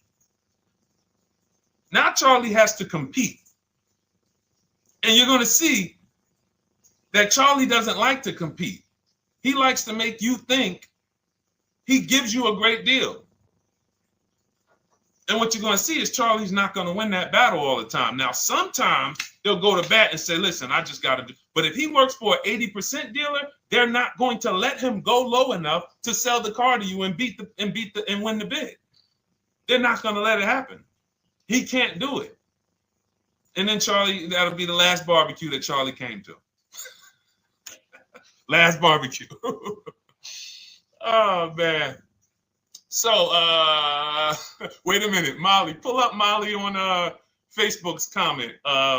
Dolan, she just commented. We are live, y'all. This is our Monday, May 12th show. We do these shows from Monday through Thursday, 12 noon to about 1:30. So make sure you set your calendars and tell your friends and family because they're out there shopping right now and they're getting their heads chopped off. I hope YouTube doesn't censor me for that, but they are. And if we were to look at their car deals compared to what our people are paying, you would be like, yo, they got. So pull up Molly's comment, please. Okay, there we go. After listening to you, okay, I got called in for another option of SUV I ordered, and boom, they had over $6,840 in options. Ceramic coating, tint, theft protection, yet they kept going down on the price but never removed it. I left. See, and this is, so there's one thing you did wise was to not take the deal. What I want you to get to is the point where people can no longer waste your time. When you get to a point, see, with all of you using the Cars from Home system in my digital book, it's impossible to have anyone waste your time. Because when they waste your time, they actually still feel like they won. I'm going to tell you why. We're going to sell this car to someone else, and you still need a car. So that's why that's a reason why who's heard wait till the end, this bad negotiating advice, wait till the end to tell them you have a trade. They know that they literally will do this whole negotiation. You've been in there for 3 hours, 4 hours. Now you spring your trade in on them, and they know, well, we don't have to give her what she wants. We don't have to give her 16,000. Yeah, offer her 14. Offer her 14. Because she's been in here negotiating back and forth. We already dropped our price a little bit. We still got profit we're making, but listen, let's try to make some of that back on the trade-in. All right, offer her 14. Now you've been in here and you're like, no, wait, I know I could get 16 for it. Listen, the car's worth 14. I mean, listen, if you could get 16, God bless. Now they're in a position of strength. Because if you walk away, you still need a car. You've wasted hours of your time. And if you take the deal, they won. So it's like some people be like, man, because that's what they're thinking about. You know how many people say, Dad, all right, I know I feel like I could get 16, but do I really want to go through this all over again? All right, let's just do the deal. Lost. Didn't get the money for their trade-in, have no idea if they're getting a good price on the new car. They haven't gotten other offers. That's the car business. That's what 95% of people do. That's the car business. Leave thousands on the table. And now we can talk about the 3 pillars of great car deals, because that actually ties into what we're talking about here. Thank you, Nicole. Thank you. Helping out the community. Listen, I help everybody willing to listen. I have the benefit of actually teaching something that is so effective. I get hundreds of people that write me and send me deals and get results. So I have a real-time gauge on how we're doing. Real time. Versus somebody who sells stuff, but they don't really care about the result. So you'll buy stuff and you're like, whoa, this is not the result I thought I was going to get. All we do is hold ourselves accountable to the results. And as long as we keep getting these emails in, as long as we keep getting people writing us, taking pictures, sending stuff, we know people out here getting the same types of deals that I would be getting. And that's what I want. I don't want anyone taking a deal that I wouldn't take. As somebody who's done thousands of transactions with Mercedes and General Motors, leased 7 cars. I'm the one my friends call. They've been calling me for 7 years, 8 years. Deshone, all right, man, I need a car. I'm good. Listen, this is what I do. And the way that we give them peace of mind is the comparison offers. You only have peace of mind with comparative offers. There's nothing else. That's why you can buy spaghetti sauce, and that's why you can buy a TV on Amazon in 5 minutes, 10 minutes. Because you're going to go through, boom, okay, all right, let me check Walmart.com. All right, let me check this site. All right, let me check this site. All right, this one's the best. You spend $800, $400 in 15, 20 minutes. And not feel buyer's remorse because you've seen the options. Buyer's remorse comes from not seeing other options. It's that simple. All right, let's go. All right, Dolan, we got time for. All right, yeah, throw another one in, Dolan. Let's go. All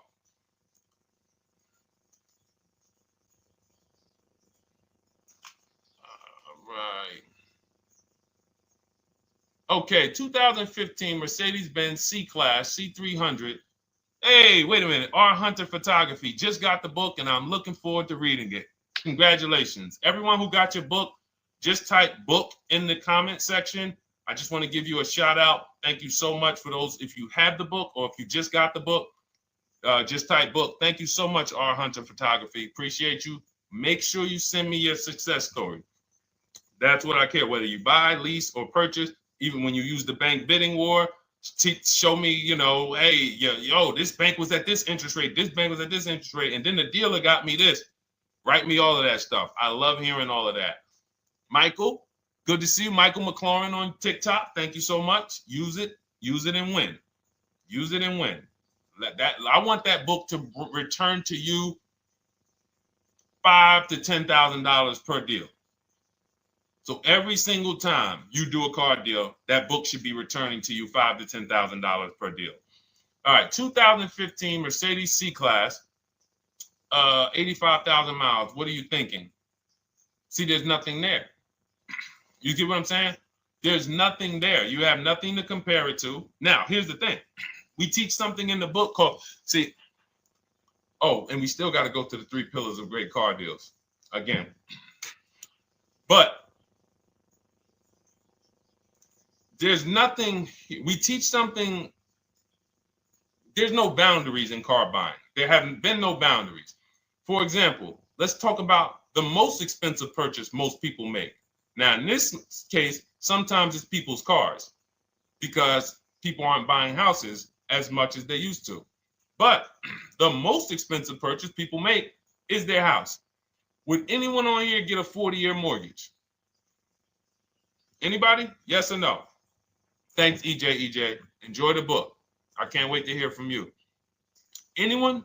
Would anyone get a 40-year mortgage? Anybody? We got smart people on here. Anybody signing up for the 40-year mortgage? No. Okay. So if no one's signing up for the 40-year mortgage, the question is why? Why? Because we know that's too long. If you got to take a 40-year mortgage, go. God bless you. Yes, go get you. God bless you. Hope she's well. And I'm glad you got your book there, Ariel. Would anyone and you don't have to worry about reading it. It's a step by step. It's a checklist. So do one step, check that step off. Next step, check. Boom. That's how it is. Because there's a built-in. It's been built into our education. You don't take a mortgage longer than 30 years. And if you want to be super conservative and you can afford it, take a 15-year mortgage. But we don't go 40. We don't go 50. They're available.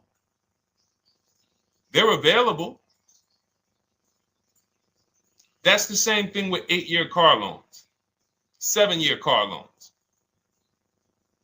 And when we look at, so we have something called the rule of 72, which is 6 years, and the 10th birthday. What this says is you should never take a loan longer than 6 years, 72 months, and you should have the car paid off by the 10th birthday. Now, why? Because when I was in Mercedes, people who would come out is 2 people who hate, this is actually the same person. They hate Mercedes. They hate BMW. Why? Because they had an older one, no warranty, and they could not afford the maintenance and the repairs on top of the money they were paying for it. They hate it. You ever hear people say, oh, never buy that, man. I had one of those. It was a money pit. It was a money pit because you bought one that you wanted to shoehorn your way into the car. You couldn't afford the one that had the warranty, 3 years, 4 years old, buy an extended warranty, keep it 8, 9, 10 years, pay the car off in 5 or 6, and then you have, a couple years with no payment. You still have money to the side for your maintenance and your repairs when things go wrong. No, you bought one right from the start with no warranty because you wanted to be in a Mercedes. And they come out crying. You could just see it welling up in their eyes. We know, we've seen it too many times. That's a brand that people without any affordability index, they're going to buy cars that they cannot afford because they can afford the payment. And the saying is, if you can't afford to maintain it and repair it, you can't afford the car. So we never want a car that has a loan on it past the 10th birthday. That's an affordability gauge. That means I'm looking at a 6-year-old car Car is 6 years old, 4-year loan. The amount of the number of years on the car, and this is in my book. Nothing I'm telling y'all is me coming off the top of my head or off the fly. I'm teaching you out of my book. That's what these shows are. I'm literally, when you are reading the book, I remember Deshaun talking about this on the stream. Oh, I remember Deshaun said this on the show. Everything I'm teaching you on the show is my book. So you can understand. I'm not winging any of this stuff. But when you look at the rule of 72 on the 10th birthday, it says the age of the car and the number of years on the loan should not go past 10. So if you're looking at a 5-year-old car, that already says my budget can only afford 5 years old. Like I can't get 4 years, 3 years old, which means I need a 5-year loan. If I'm looking at a 4-year-old car, I could do a 10-year loan. I mean a 6-year loan, because that's under 10. If I'm looking at a 3-year-old car, I can do a 6-year loan. 2-year-old car, 6-year loan. But if I'm looking at a 7-year-old car, 3-year loan. And what you're going to see is, wow, when I use that, Deshaun, I see there's certain cars I can't afford. Correct. Correct. Because you can't afford the car to begin with if you need to get a 6-year loan on a 7-year-old car. Does that make sense? Type dollar signs if that makes sense. Type a dollar sign if you're getting this. Type a dollar sign and let me know you're getting this. Never heard of a 40-year mortgage. Exactly, Artelis on Instagram. I didn't hear about it until I started teaching this. Because the reason we created the rule of 72 on the 10th birthday is because we wanted to bring the same standards that they have in mortgages to the car business. There are people who only get a 3-year loan on a car or a 4-year loan on a car. That's like a 15-year mortgage, short-term mortgage. And then there's people who say, all right, I want to do a more average 5 or 6-year loan. That's your 30-year mortgage. But when you start going to 7-year loans, that's 84 months on a car, you're moving to like a 40-year mortgage. You are going past affordability. This is a sign. This is a red flag. I cannot afford this car. I cannot afford this car. Let me look at less car. Let me look at what I can sacrifice. We talked about that earlier. Can I sacrifice size? You don't usually want to do that unless you're getting a car that's just big for no reason. Oh, I just like big cars. Well, you might not want to get a big car in this time. You might want to go smaller, but never get a car that doesn't cover your needs in terms of size. What you really want to look at is amenities. All right, I don't need the big sunroof and the leather and all of this stuff. You know what? Let me go to the next amenities down. Class. So you're like, oh man, I'm used to driving Lexus. I'm used to driving Mercedes. I'm used to driving Genesis. I'm used to driving Infiniti, Acura. No, maybe you got to go down to the next class. You'll save $5,000-$7,000 going to a lower class of vehicle. These are the things that you want to be looking at. This is how you want to approach. This is how you don't. This is how we win. This is how you understand your car transactions versus just like, all right, time to get a car. Can you just do this for me, Mr. Person who I know is going to make money on me, and it's your job to make money and they're going to fire you if you don't make money on me? Could you just get me the best deal possible? No. DJ EJ, thank you. Ray, getting value out of it. I see you. Awesome. Deshaun, how much should we try to negotiate out the door? That's a bidding process. See, that's a feeling for, we don't worry about that. I'm going to tell you why. Some deals, their best deal is going to be $10,000 off. Some cars, the best deal is going to be $5,000 off. Give you an example. In some deals, the best deal is going to be, you're not ready for this, almost $30,000 off. Now, let me show you each one. So when you look at, where's Tiffany? So Tiffany, no, that's Chris. Hold on. That's Kanika. Oh, wait a minute. All right, let's go to the. So the question you're asking reflects normal negotiation, which is we're feeling for the bottom. We don't really know where the bottom is. We're feeling for the bottom. and you're feeling for the bottom, it's a losing strategy because you don't know how deep, you don't know how low the bottom is. When you feel like in your gut, okay, I think this feels like the bottom, you take the deal. Losing strategy, because the bottom is different for everyone. So you look at somebody like Sean. Sean gets 15, he bought an F-150 Lightning. He got, with the discount from the dealer and the hidden money, unadvertised rebates, over $20,000 off his F-150 Lightning. Over $20,000 off. Now, you look at somebody who, let's see if we can find Kimberly. Kimberly, when she got her Maserati, I love just keeping Kimberly up because she's like, you know, she got over $20,000 off her brand new Maserati when she got it, even though it was last year. But I want to look for a smaller deal. So I think I might have took Tiffany's down. Hold on. Because Tiffany got a Mazda. Hold on. I used the strategy in your book. Hold on. Tiffany got a Mazda, and when she got her bids, her best offer was $6,300 off. That was the best offer on that car. But she had other offers that were $3,000 off, $2,000 off, sticker price, over sticker. That was $63,000 off, $6,300 off. Then you look at somebody like Milligan. Milligan got the biggest discount I've ever seen in my life. She got a $79,000 car. She got her bids, and she got almost $30,000 off. It's $79,000. She paid $51,359. Brand new car. Brand new car. Brand new car. So do you see that if we're trying to feel for the bottom, let's say you think, all right, $3,000 off. I guess that's a good deal. You're getting beheaded. So we cannot feel for the bottom. That is buyer's remorse prone. That is how we have buyer's remorse. The only thing we do is we sit at home, we get bids. That's the name of the game. When you are getting bids, life changes. You now know, oh, this deal is taking off 8. This deal is taking off 2. This deal is taking off 8. This deal is taking off 10. This deal is taking off nothing. Oh, the $10,000 dealer wins the bid. You took off $10,000. That was the bottom. And again, we use the 25-to-5 strategy where I show you how to connect with 25 dealers in 20 minutes from home.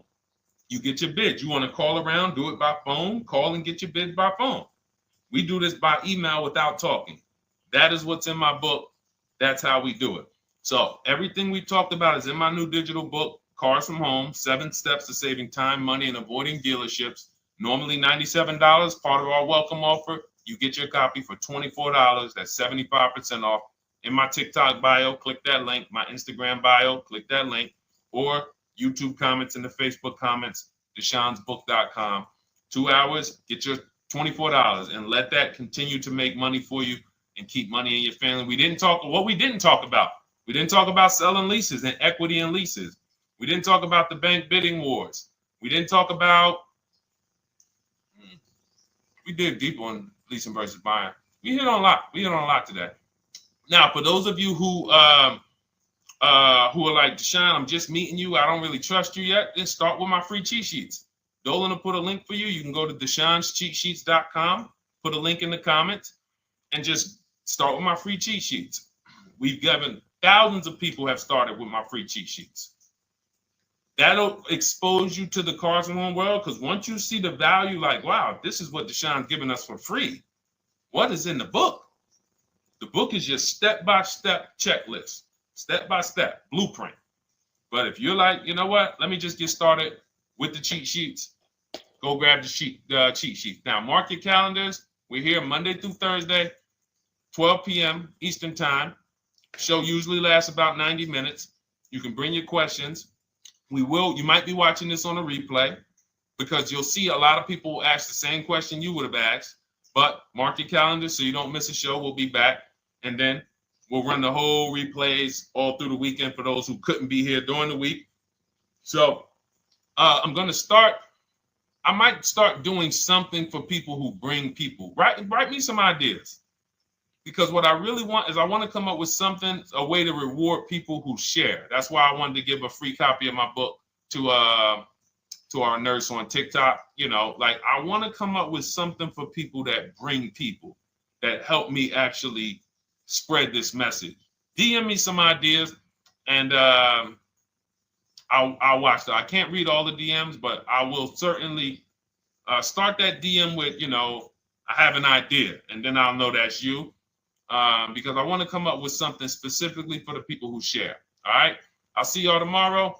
Thanks for watching. This has been our show. Congratulations to everybody that got the book. Make sure you send me your success stories. Email me when you get your cars. I want to hear all about it. All right. God bless you.